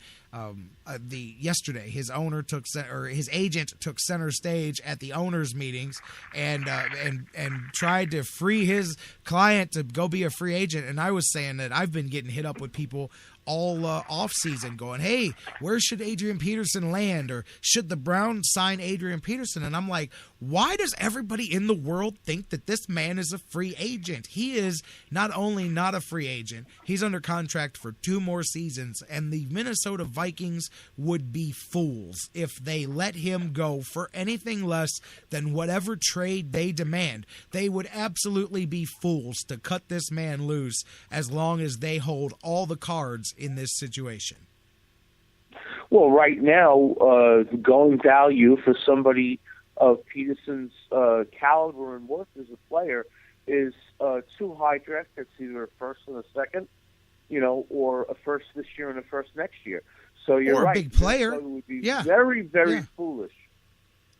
Look at, again, age is a different, I understand that, but what was Philly? They got Kiko Alonso and some draft picks for Shady McCoy. So as you see, the going rate for star running backs is up there, man. And again, the agent, trying to procure his client's free agency when the entire problem was started, created, caused, and is entirely the fault of his client and not anybody else. That's the trip, is that now he's not happy that they made him sit for the season, so now he wants to take his ball and go play somewhere else. I said it before you called in. I don't remember the day the Vikings showed up to work and said, "Hey, AP, would you mind doing all this stuff real quick before you come to work today, because we don't have enough to worry about." And again, to me, that's Adrian Peterson's cross to bear. That's his problem to deal with, and he's going to have to deal with it with the Vikings if I'm Minnesota. But you're not. And the fact of the matter is, Jerry, that, people do this all the time. And they can't just take the ball and go play on a different sandlot. It doesn't work that way when the league owns the ball. Well, that's what I'm saying. I'm saying that. I don't understand what you're saying, because I'm saying, oh, okay. Why would Minnesota let him go? What are you talking about? No, I thought you were saying why he should be allowed or not allowed to be let go. No, absolutely. He's under contract. He needs to finish out his contract, or they have to make a deal. That's what I'm saying. This is not the Vikings' problem. This is Adrian Peterson's problem. He's the one that did something wrong, or did whatever you want to believe, whether you think it was wrong, right, whatever. That was my point, is the Vikings didn't call Adrian Peterson and go, "Hey, before you come to work today, could you get accused of beating your child and make it a really big problem and force us to suspend you for the rest of the season?" No. They wanted him to come to work and run the football. So you deal with this. Agent guy, you deal with it. Adrian Peterson, you figure out how to kiss and make up with the Vikings, or you can sit at the house for 2 years and you can be an old, washed-up running back when your contract's over. Right. And right now, the way things stand, he has to come to grips with the fact that he needs to return to Minneapolis and do something with the contract, either play it out or have his agent renegotiate it. Taking center stage at the meetings here in Phoenix is not going to change the situation of the contract. No, not at all, and that's why I laughed at his agent doing what agents do. But you're preaching to the wrong choir. You have the wrong message. Like, it'd be one thing if he had been wronged in any way by the organization, but he just no longer feels that it's a good place to play, and that's a whole different argument. That just means you've just decided you just want to go somewhere else, and that's different than, hey, these guys wronged me, or I have a grievance, or anything like that. It's just, you know what? I don't like you guys anymore, so I'm going to go play somewhere else. Hey, whatever. That's Minnesota's problem. But I was talking about that before you called. And then diving into this ridiculous story about the Browns and Jimmy Haslam and trading the team and all. Here's the thing. Is what got me mad this morning was not the story. I could care less who the owner of the Browns is, as far as I don't care if his name's Jimmy Haslam, if his name is Joe Schmo. I don't care about that. But what got me mad this morning is the fact that this all started from, and I believe the initial source article is the one that I started with, which is from CBS Sports, and it was basically Jason La Canfora, and all it was just a completely mindless speculation. I mean, if you read the article, there's not even the word sources have insinuated. It was literally, some people have speculated that depending on who buys the Titans, Jimmy Haslam may then be interested in trading the Browns for the Titans. And I'm like, wait a minute. So we have to assume that somebody's going to buy the Titans, because we don't know who just yet. Then we have to assume, for your little fantasy to be true, that that person is buying a team for the sole purpose of trading it for another team. Then we have to assume that they would actually want to trade for the Cleveland Browns, and that the NFL would allow this to happen, or that it even could happen, because guess what? Jimmy Haslam still owes money to Lerner for the Browns. He still owes money to millions and billions of dollars in interest and banks and all of this stuff, and it's not exactly like he paid cash for this thing and he's going to sign the title over as a gift. You know what I mean? That is not how this works at this level. So, but anyways, it took this little small fantasy speculation of a story, and people started reporting it last night on the news all over the country as a story that had some merit, and that bothers me. It's one thing if the story says sources out of Cleveland say, at least then you're using unconfirmed sources. This was just, well, some people have even gone so far as to speculate. Well, I speculate that there's aliens. Are we going to go put out a UFO alert? I'm just saying, I speculate that we're not the only people in this universe. But that is not the same as saying I saw a little green man in my backyard last night. Dude, if you're seeing little green men in your backyard, man, we need to check something out. I'm with you, man. I'm with. No, but seriously, think about that. Did you see the story? Can you please report to the nearest alien reporting station? And hey, you know what? Where you're at, that's probably more common there, Area 51 and all of that. But what did you see this story? Did you see this craziness? People out here speculating. I'm looking at it. I'm looking at it right now, nuts. Jerry. And It's nuts, man. I expect somebody like Jason Warner to when these guys start writing for the rumor mill, we have a problem. Okay? And that's what they're doing. That's what they're doing. This is supposed to be, CBS Sports and the NFL.com and all these websites are supposed to be the mantle of professional football reporting in this day and age. And you can't even fact check a story? I mean, it's not even, there's nothing to fact check. That's the part that I'm banging my head against the wall. I'm not saying that 2 years from now, after the team is bought and after things, maybe that scenario, if Jimmy Haslam really wants it, finds a way to play out. What has got me absolutely just beating my head against the wall is the fact that somebody put pen to paper and said, I'm telling you, if you read the article, the exact quote is, rumblings and speculation have been kicked around. Like, that doesn't mean anything other than when I was writing my article, the three guys next to me said, well, wouldn't it be a kick in the tail if Jimmy Haslam traded the Browns for the Titans? That's all that means, is that rumblings around, that's it. Some dude sitting next to me brought it up, and now it became speculation. And my point is it's not even fact-checking. If fact-checking is calling and saying, hey, who was your source? There's no source because it was speculation. And then when you hear about media outlets, like locally, I heard Sports Time Ohio yesterday talked about this for 45 minutes or whatnot.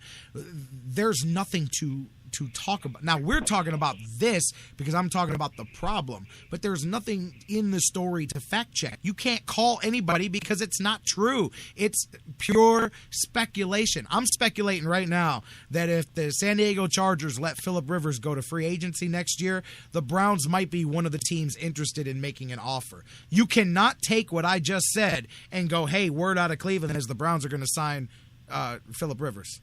You know what that's not what I said. I'm speculating because it's not hard to speculate that if the Browns found a quarterback in free agency, they may make an offer.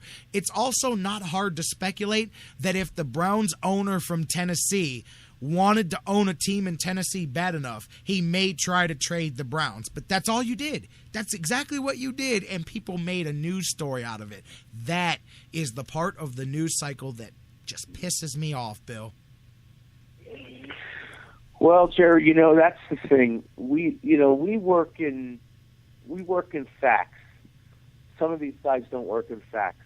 They work with possibilities.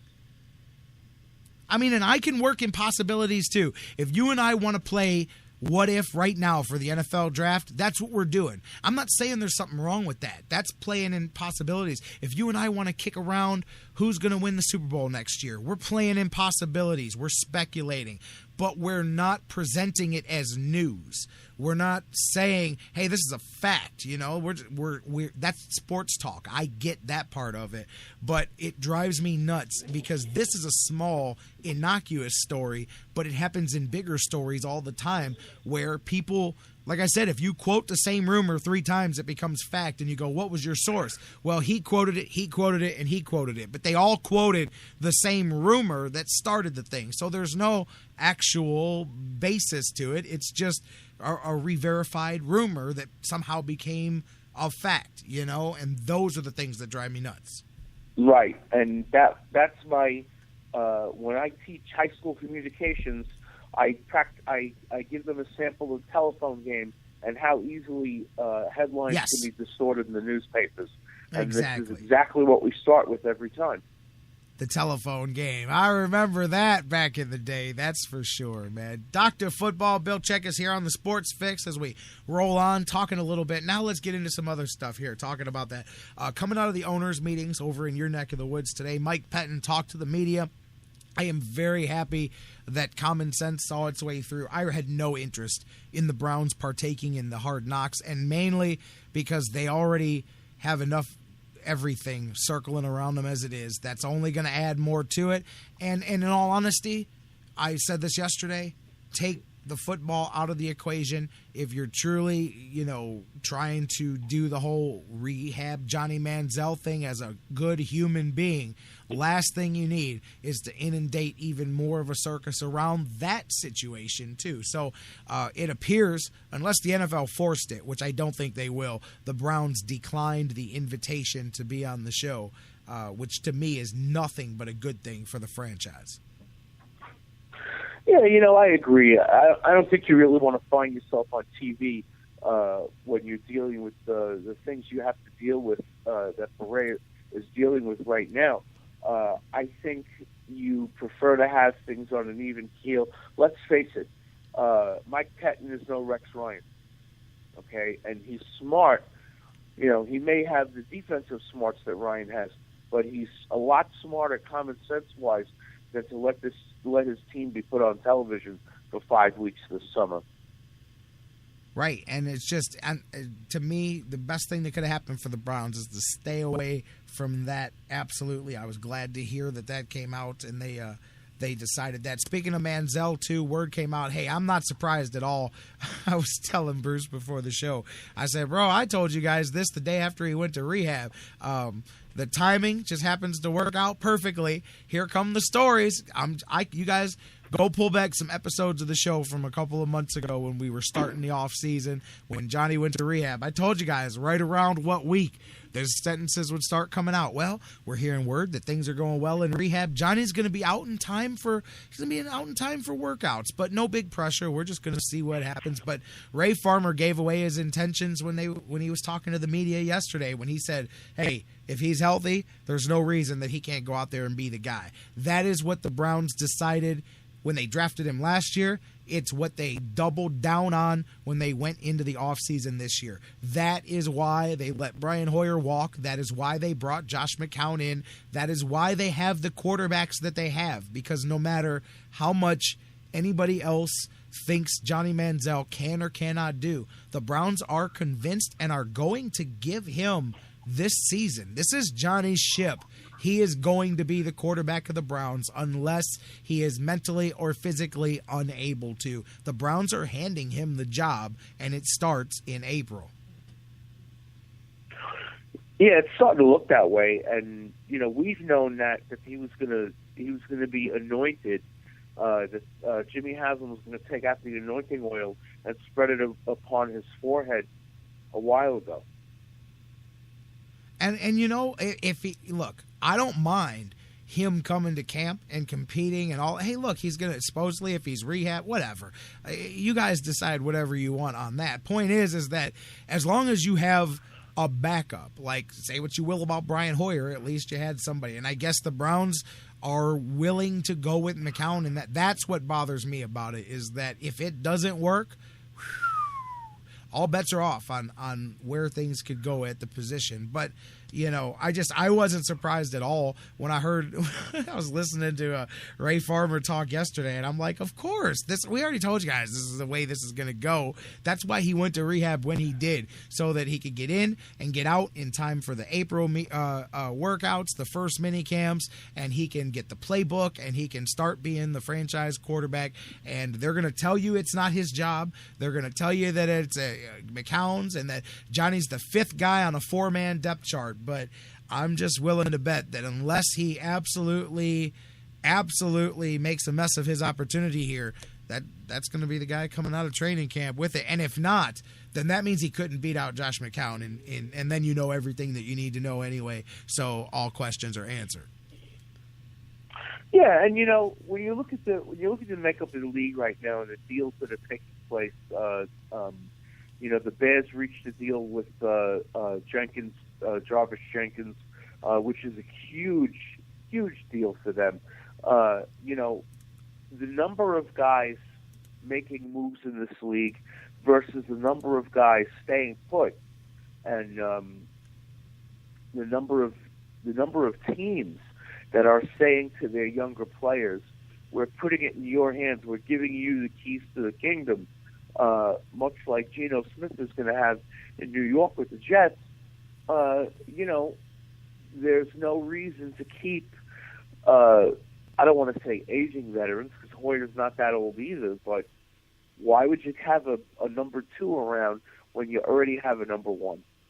You do realize that the guy that they signed to replace Hoyer is 7 years older than Brian Hoyer, right? Right, I know that. So that example doesn't work, man, because they signed a 36-year-old guy to replace a 29-year-old guy. Right, which to me doesn't make sense. Yes, it does. It makes total sense if you know what they're trying to do, which is make sure. What do you do when you can't pole vault over the 12-foot mark? Do you keep bumping into the pole, or do you lower the pole to 11 feet and see if you can make it then? Well, he couldn't pole vault over Brian Hoyer last year, so we're going to lower the bar, and now we're going to see if he can pole vault over Josh McCown. If he can, cool. If he can't, then there's no way in the world that he's going to be a starting quarterback in the NFL. I honestly believe that they dumbed down the competition to give him a situation where all he could do is take it, and there's no way he can mess it up. Like, it honestly feels that way to me. And I'm not even saying that that's the wrong approach. I think it's the wrong approach with the wrong quarterback. Normally, it's not. If you drafted Derek Carr, if you drafted Teddy Bridgewater, and you say, you know what, no competition, it's your job from the start, then give him the run and go. But I don't think he's the guy to do that here. But, man, that's what I see. And I'm not doing it negative, but don't forget that this is what we said. We didn't just – not only did we not say this at the end of the season, I think I was saying this in November and December before the season was even over. No, that's true. But that's you true, knew Jerry. where this was going, you guys. You knew where this was going. You've been saying it all year. You've been saying it all year. But especially in the offseason, Bill. Like, I knew when I saw where they were going, I said, man, people said there has to be another move. There has to be another quarterback move. And I'm like, yes, there does. It's either they're bringing in somebody else, or the quarterback that they're putting in the spot is already on this roster, and you're just refusing to believe that they're going to give it to Johnny a second time. But they are. I am 100% positive that they are, as long as he doesn't give them a reason to take it away. Yeah, it seems that way. And to be honest with you, J-Rocc, as bad as it sounds, it could get worse. Oh, I know that. I absolutely know that, you know. Trust me, do I know that. And, hey, it could get better, too. Listen, if he's got his head right and he can go out there and be the guy that everybody else thought he was going to be, more power to him, and that's better for the Browns. I won't be holding my breath waiting for that, but we'll see it. There's no way that the Browns were going to cloak me on that one, man. I knew that they were lowering the bar. And, hey, you know what? I've got kids. Any of you out there that have had kids, you know that sometimes you have to lower the bar. Sometimes you have to put the training wheels on the bike. Sometimes you have to, whatever you've got to do to build, you know, when they're not looking, you put the ball in the hole for them. Little things like that, man. And you build their confidence, and then one day that bird can fly on its own. So maybe Ray Farmer is going to wrap up that baby bird, and he's going to make it so he can fly, and he's going to get all the enemies out of his way and let him go be the quarterback. Hell, I don't know. Well, Jerry, it sounds like you got it pretty well figured out. I don't know. I don't know nothing with these have guys. A job in Breyer at this point. Okay, oh, please. At this point, I'm far from the only one. Look, man, I'm just a big, cutting through the BS, looking at the picture and identifying reality, man. And that's the reality I see. You guys will know, hey, 3 months from now, if I called it right, I called it right. If they bring in a different quarterback, you can go, man, J-Rocc, you're a conspiracy guy. You're like Jesse Ventura. You're out there finding aliens in the desert, man, and I'll have to agree with you. But if it plays out the way I said, then you'll go, hey, maybe J-Rocc calls a spade after all, man. We'll see. Either way it goes, it'll be interesting come April when the next set of camps come here, and supposedly, and I do have to say, I don't know if this is a rib from somebody, but I did get a kick out of the fact that it's April 20th is the date connected to his release from rehab and return to the Browns. And, of course, the whole 420 stoner connotation that I've had. I had about a dozen of you guys hit me up with that in the last 24 hours. Hey, no coincidence he's getting out on 420, huh? Just in time. And I'm like, you know what? If that has to be a coincidence, because somebody would have thought better than that and said, you know what, let's make it the 19th. Let's make it the 21st, man. I laughed. Even if it's not in any way true, it's such a weird coincidence. I said, man, people are running with this one, and sure enough, they did. But hey, we'll see. I hope things went well for the kid because, guys, that's your quarterback next year. I'm telling you now, get ready for Money Mania because that is your quarterback next football season. Hey, something else I wanted to bring up. You and I were talking last week about Chris Borland and all of that, and I have to stand corrected, and I'm very impressed by what I'm about to say. Is I was talking about how my man got paid and played one season in the NFL, and he made himself a cool $1 million or whatnot and all that. Well, hey, I saw a really cool bit of news this week that he decided, since his $700,000 signing bonus was based on a 4-year contract and he only played 1 year, he is returning 75% of that money. It's nearly $500,000. He's returning it back to the 49ers. He was under no obligation to do that. He could have kept the money because it was his money as part of the signing bonus, but he believed that he didn't earn it, so he wanted to return that money to the team. I thought, hey, you know what? Give that young man some kudos, number one, for making a very tough personal decision the way he did.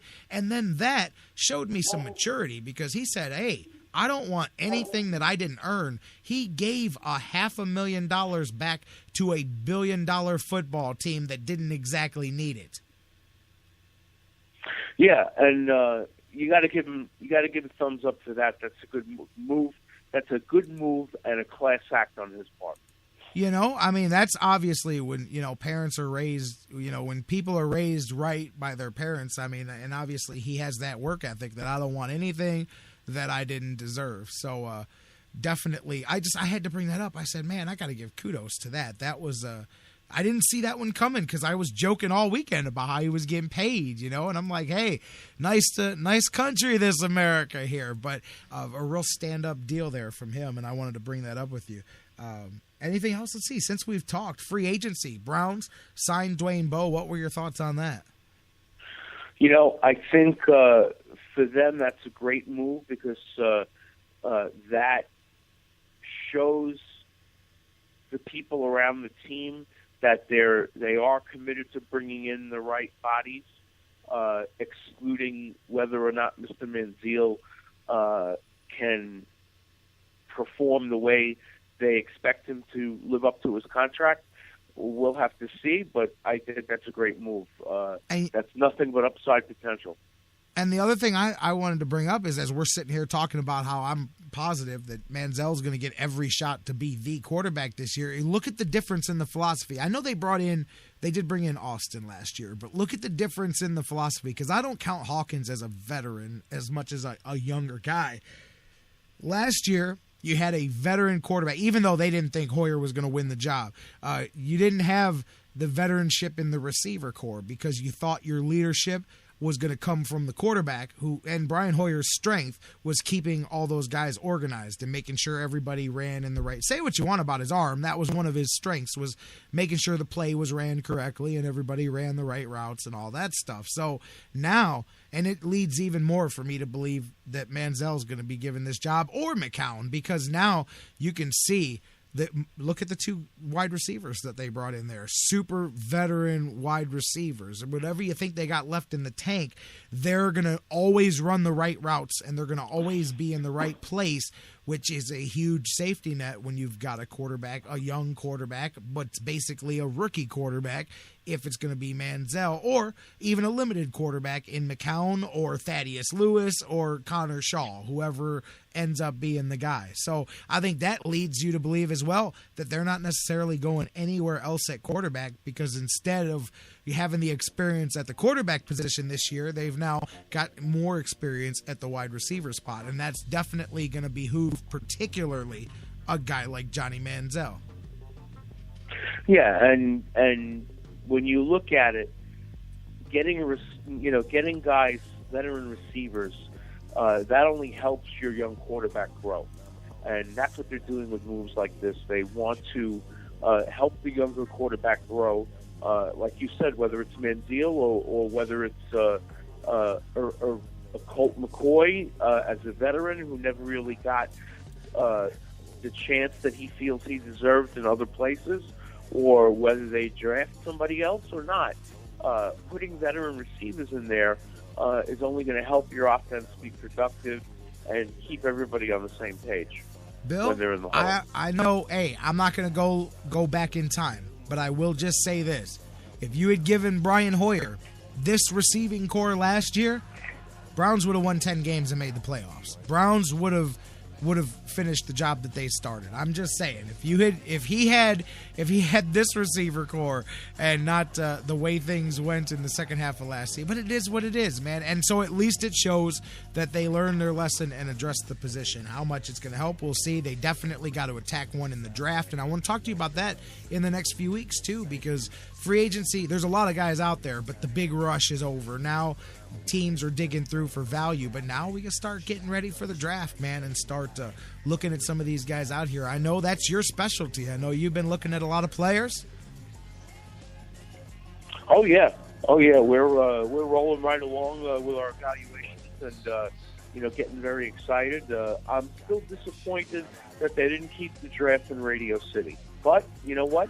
Time moves on, and Chicago's going to have a fun time now with it, and we'll see how it goes. Yeah, absolutely. We'll talk some more about it next week. We'll start getting ready for the draft. Start looking at some of the guys you think might be Browns' potential targets, might be sleeper picks, period, in the draft. We'll start doing all of that stuff, Bill, next Tuesday. We're going to go by position of the draftees, or we're going to go by Browns' positional needs?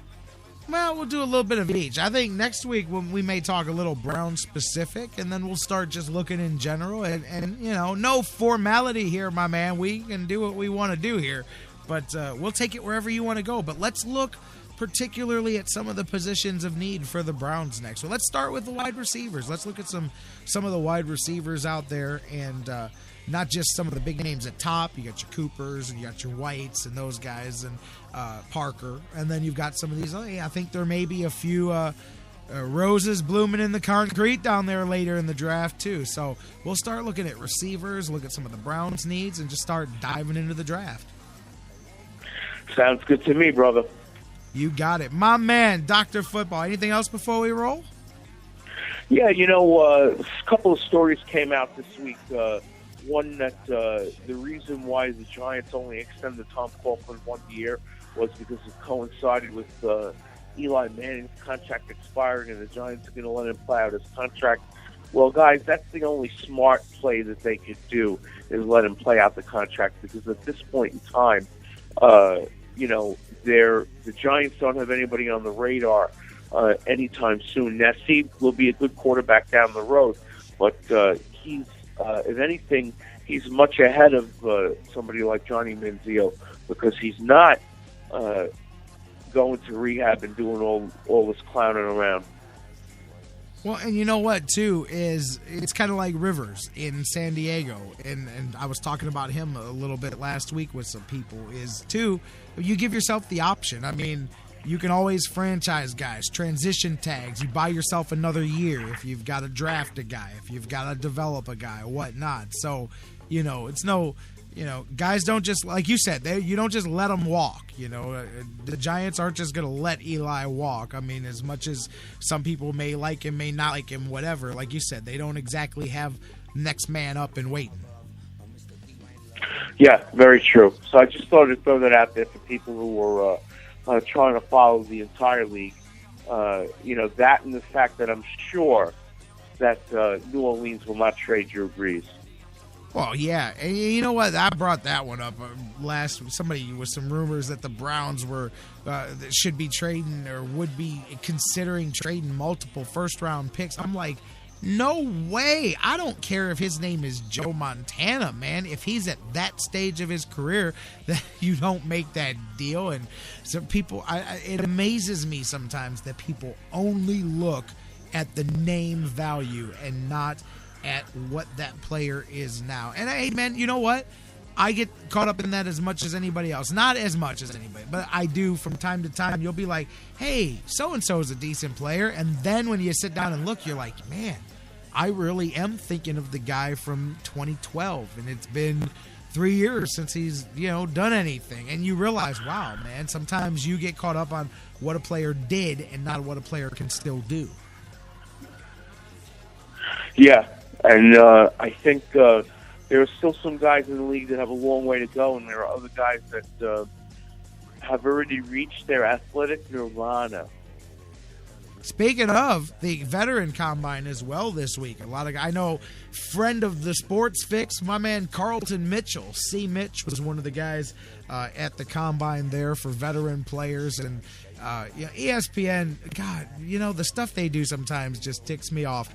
All those players and all those stories, they made it sound like Michael Sam was the only player at the whole combine. They did an article about him, and I'm like, come on, man, this is 2015. Have we not beaten the gay guy trying to play in the NBA or the NFL thing into the ground?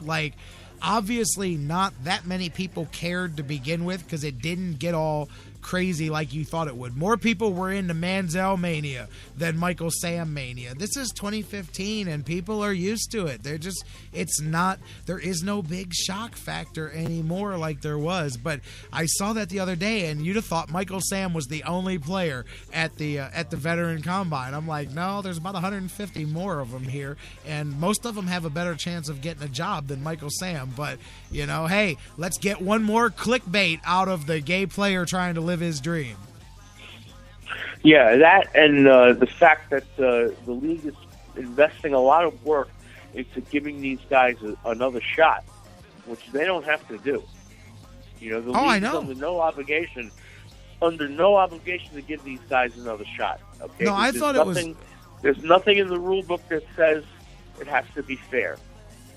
You and I talked about it before, man, when they made the announcement. I thought this was a great thing for the older players in the league because it gives guys a shot to be seen by 32 guys instead of one at a time tryouts.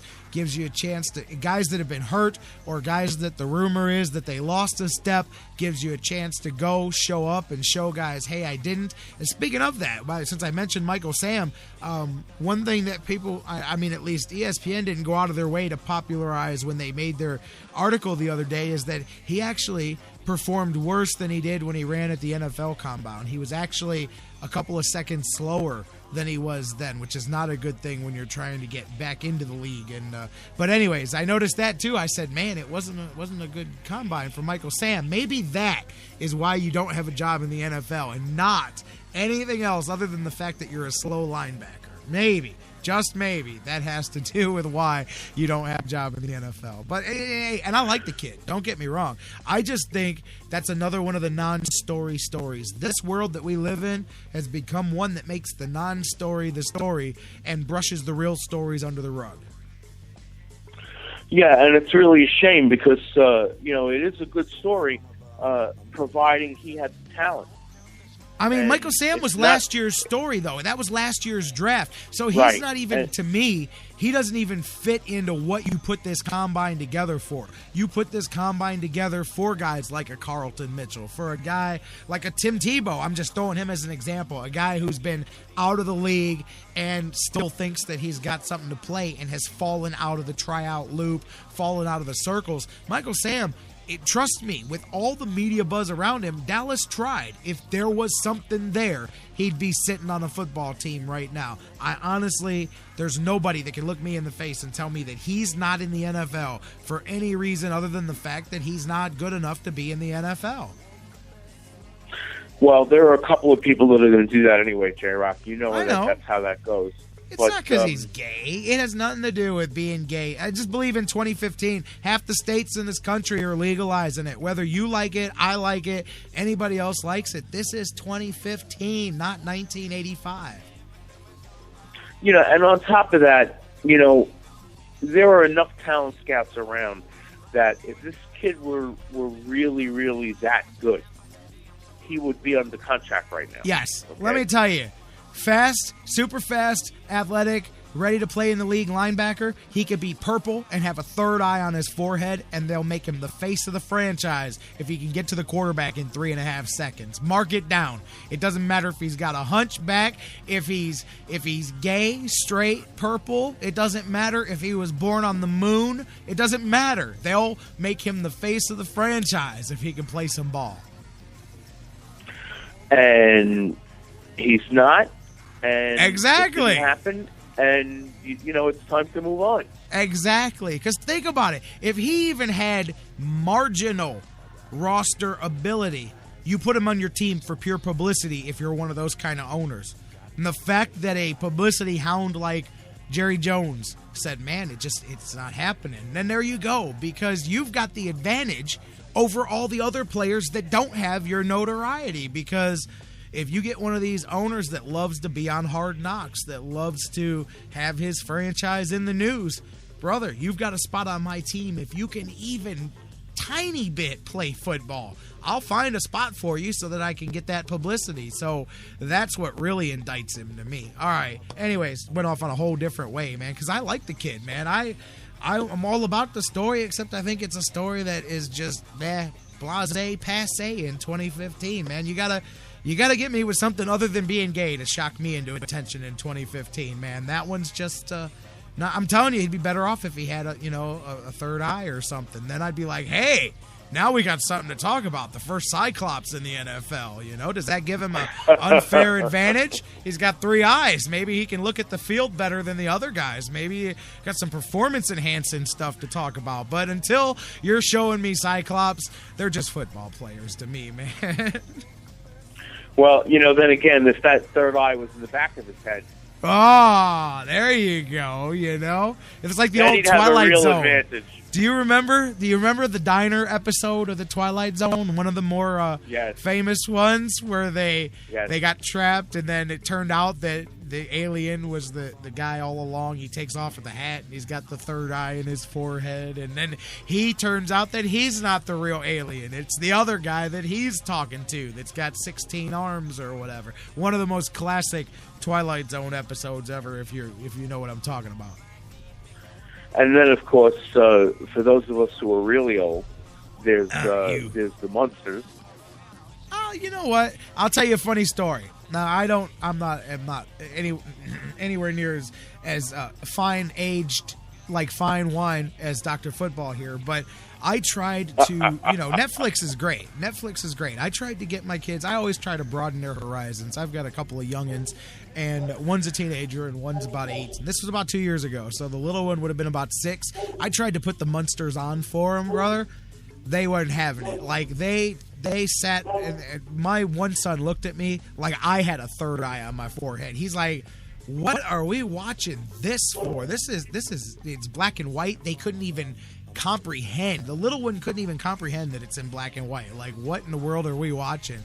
And it just, after 5 minutes, they looked at me and go, Dad, we got to keep watching this? I was like, nope. No, we don't have to keep watching it. Clearly, this is not working for you guys. But yeah, they weren't having the Munsters at all, man. I was like, really? This was an all right show. When I was a kid, I would catch it in syndication, and I would go, oh, okay, cool. The Munsters, a crazy family, and there's the hand walking around, and they got the thing, and the crazy uncle, and then, but no.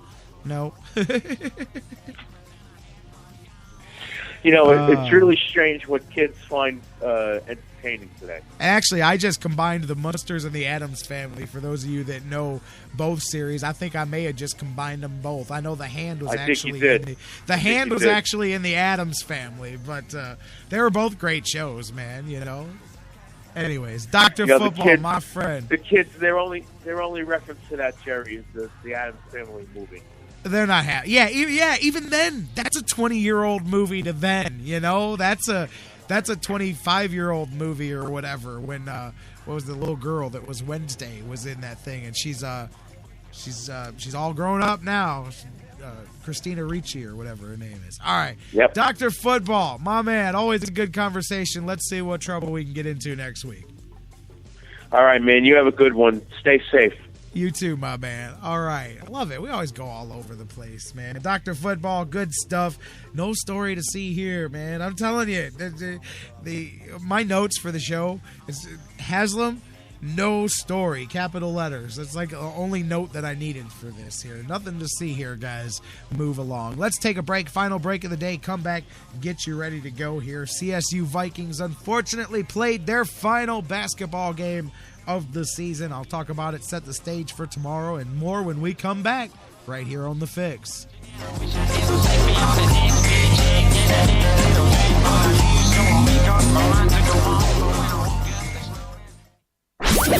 When it comes to Cleveland sports, we go from "You can't touch this" to "I can't watch this." So listen to The Fix. It's easier on the eyes.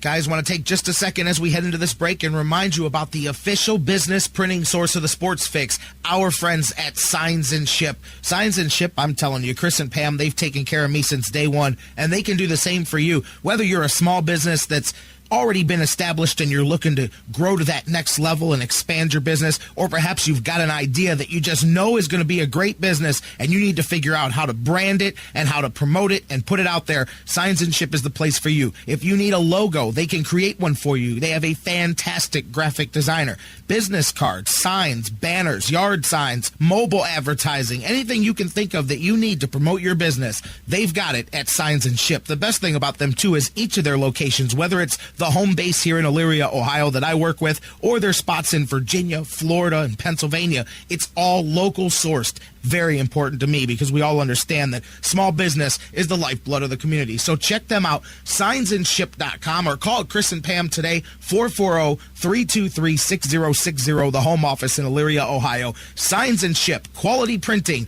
at affordable prices.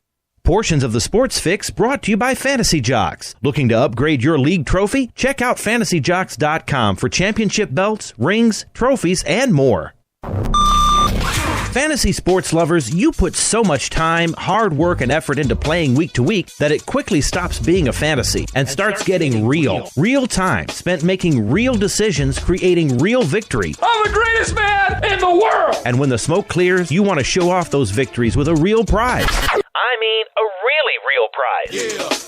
Nobody does that like Fantasy Jocks. The crew over at Fantasy Jocks have beautiful, high-quality, and heavy-duty championship belts, rings, trophies, and so much more for all your fantasy sports needs. The trophy's 12 feet high, and it is glorious! Football, baseball, hoops, you name it, they have it. Plus, they have awesome draft kits and party supplies to make all your preseason activities the envy of everyone. If your league needs a ring, belt, or trophy, or you want to upgrade what you already have, there's literally only one place to go.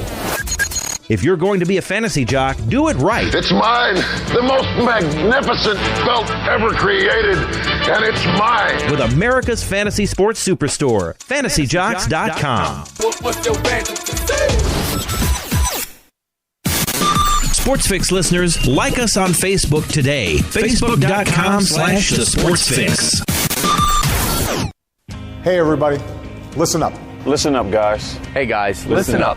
No one should ever hit a woman. Not their wife, not their girlfriend, not their date. No woman should have to fear violence. Especially not from someone they know and trust. But that's the reality for too many women. We have to change it. It's up to each of us, because even one is too many. Violence against women hurts all of us. Growing up, I was ashamed and afraid of my father when he abused my mom. The worst abuse of power is when a man raises his hand to hurt a woman. We all have to take responsibility. So if you see someone threatening a woman, step up, speak out, and get help. Dating violence hurts all of us. So step up and help end it. Because one is too many. One is too many. One is too many. One is too many. End the violence. Because it's wrong. Because one is too many. Hey, this is Antoine Jameson, and you listen to the Sports Fix.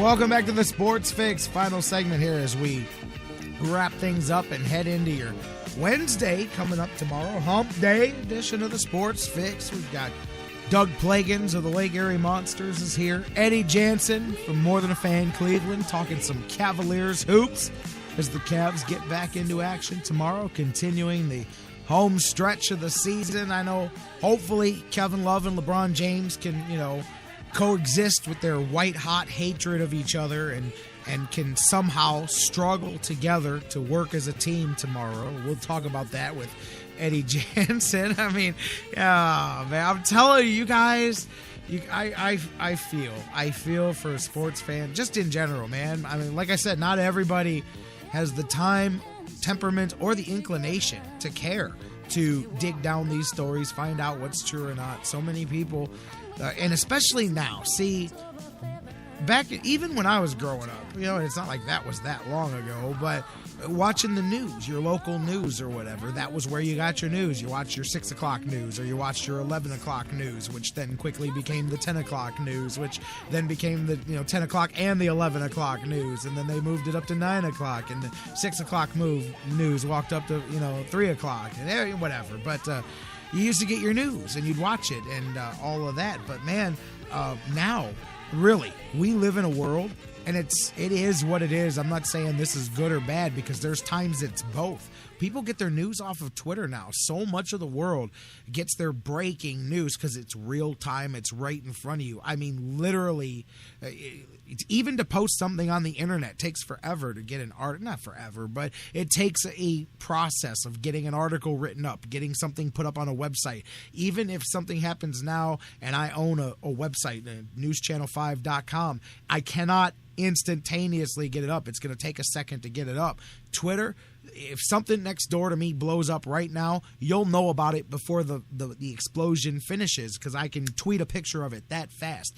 The world breaks so much of its news on Twitter now and on social media because it's fast, it's immediate, it's to the point, and many people don't even click on the article. Many people read the headline and move on with it from there. And maybe they'll go back later and fill themselves in. A lot of times I'll do that with stories. I'll see the articles, and then at the end of the day, I sit down and go, man, what was that I saw about ISIS? Or what was that I saw, man, what happened today? And then I'll go back and catch up on the headlines that I saw. But even that's how a lot of times stories will catch my attention. And I'll be like, man, I gotta, I didn't even know them. Let me go look into this, et cetera, so forth, whatever. But with that being the case, that's why this stuff bothers me so much more. It makes it harder because there's so many people who that's where they get their news. They see a headline come across. And I'm not talking about joke sites like The Onion and stuff, because that's spoof. And you just have to be sophisticated enough to know that those are tongue-in-cheek joke sites meant to do things like that, But there's a difference between those and the stuff that I'm talking about. So that stuff gets you. Like I'm telling you, the Cleveland Plain Dealer, and you guys know, not my favorite place, but used to be one of the best papers in the country. But you look at their list of articles here. most read on the side. It gives you one line, and you click on it and go to the story. Kevin Love on LeBron James. We're not best friends. That's how they decided to sum up that story, because that's what gets the most people to click. And that's why that article is number one on its most read columns right now, because it says we're not best friends. And now people go, oh man, there's problems with Kevin Love. And again, going back to what we were talking about at the beginning of the show, those things just bother me to no end. Am I seeing Bruce right in the chat room? I thought I saw this earlier. Sports Illustrated, and I think they're doing regional. I'll bet that they're doing regional covers here for their baseball previews, where usually they'll pick like 4 or 6 different covers depending on what portion of the country you live in, and they'll rotate them. A lot of times for the NBA playoffs, they'll do that, and they'll have a different team depending on the region and stuff. But according to the chat room here, Sports Illustrated has chosen, it says one of its covers, so I'm guessing that there's multiple covers. Indians, one of the Major League Baseball preview cover boys for Sports Illustrated, as they also predict some big things for the Indians coming up here this season. Good stuff, I guess. Except, we don't always fare so well on the cover of Sports Illustrated, guys. I don't know if they did us a favor or not. Tell me it doesn't say Indian Uprising. As long as it doesn't say Indian Uprising, then maybe we're okay there. Otherwise, hold your breath on that one. But hey, publicity is a good thing.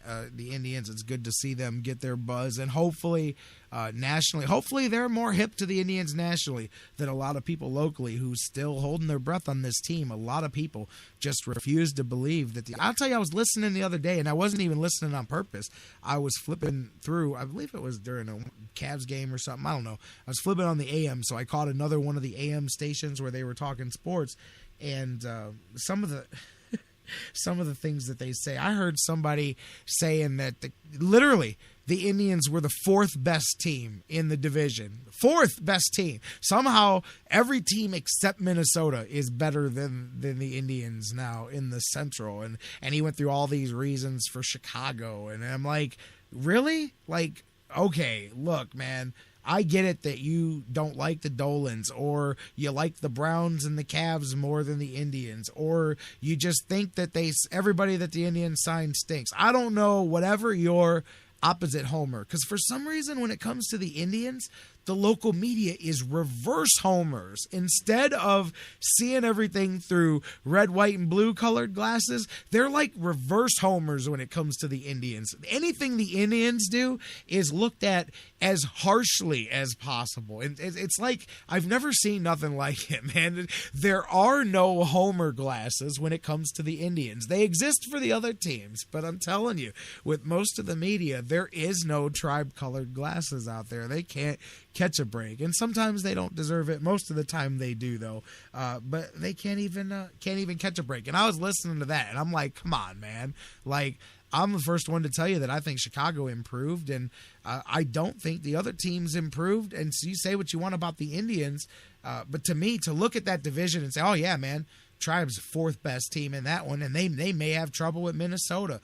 I don't know how you could look at the Indians that way. Maybe you don't think they're a 95-win team, but they're not the 4th or 5th best team in the division either, man. So, and that was coming from right here. So, whatever, man. It is what it is, but you ain't gonna get that here. That's for sure. And welcome, you guys. Thank you for doing that, by the way, being a part of the show and knowing how we do it here on the Sports Fix. Hopefully that national coverage isn't too bad for the Indians. Rolling on to wrap up the show, a couple of things. Let's see, got a kick out of the fact that LaShawn McCoy and Rex Ryan coming out of the owners' meetings. I was going to bring this up with Dr. Football. He said, man, 30 minutes or less, like a pizza. He said, we picked up the phone, jaw dropped on the floor. We looked at each other and said, did that phone call really just offer us did that phone call really just offer us one of the top backs in the league? And it took them less than 30 minutes once they realized it was serious to go out there and do it. They're like, of course we were doing it. We just had to make sure. And, of course, they had to weigh the pros and cons. But that's one where you'd like to have been a fly on the wall. Like, is this Jimmy, Jimmy, if you were going to put, you could have at least said you were from the Yankees. Come on, one of those kind of deals. But yeah, he said less than 30 minutes for us to pull the trigger on that one there. Guys, I'll tell you what, a couple of other things. We mentioned it yesterday, Darren Sharper case.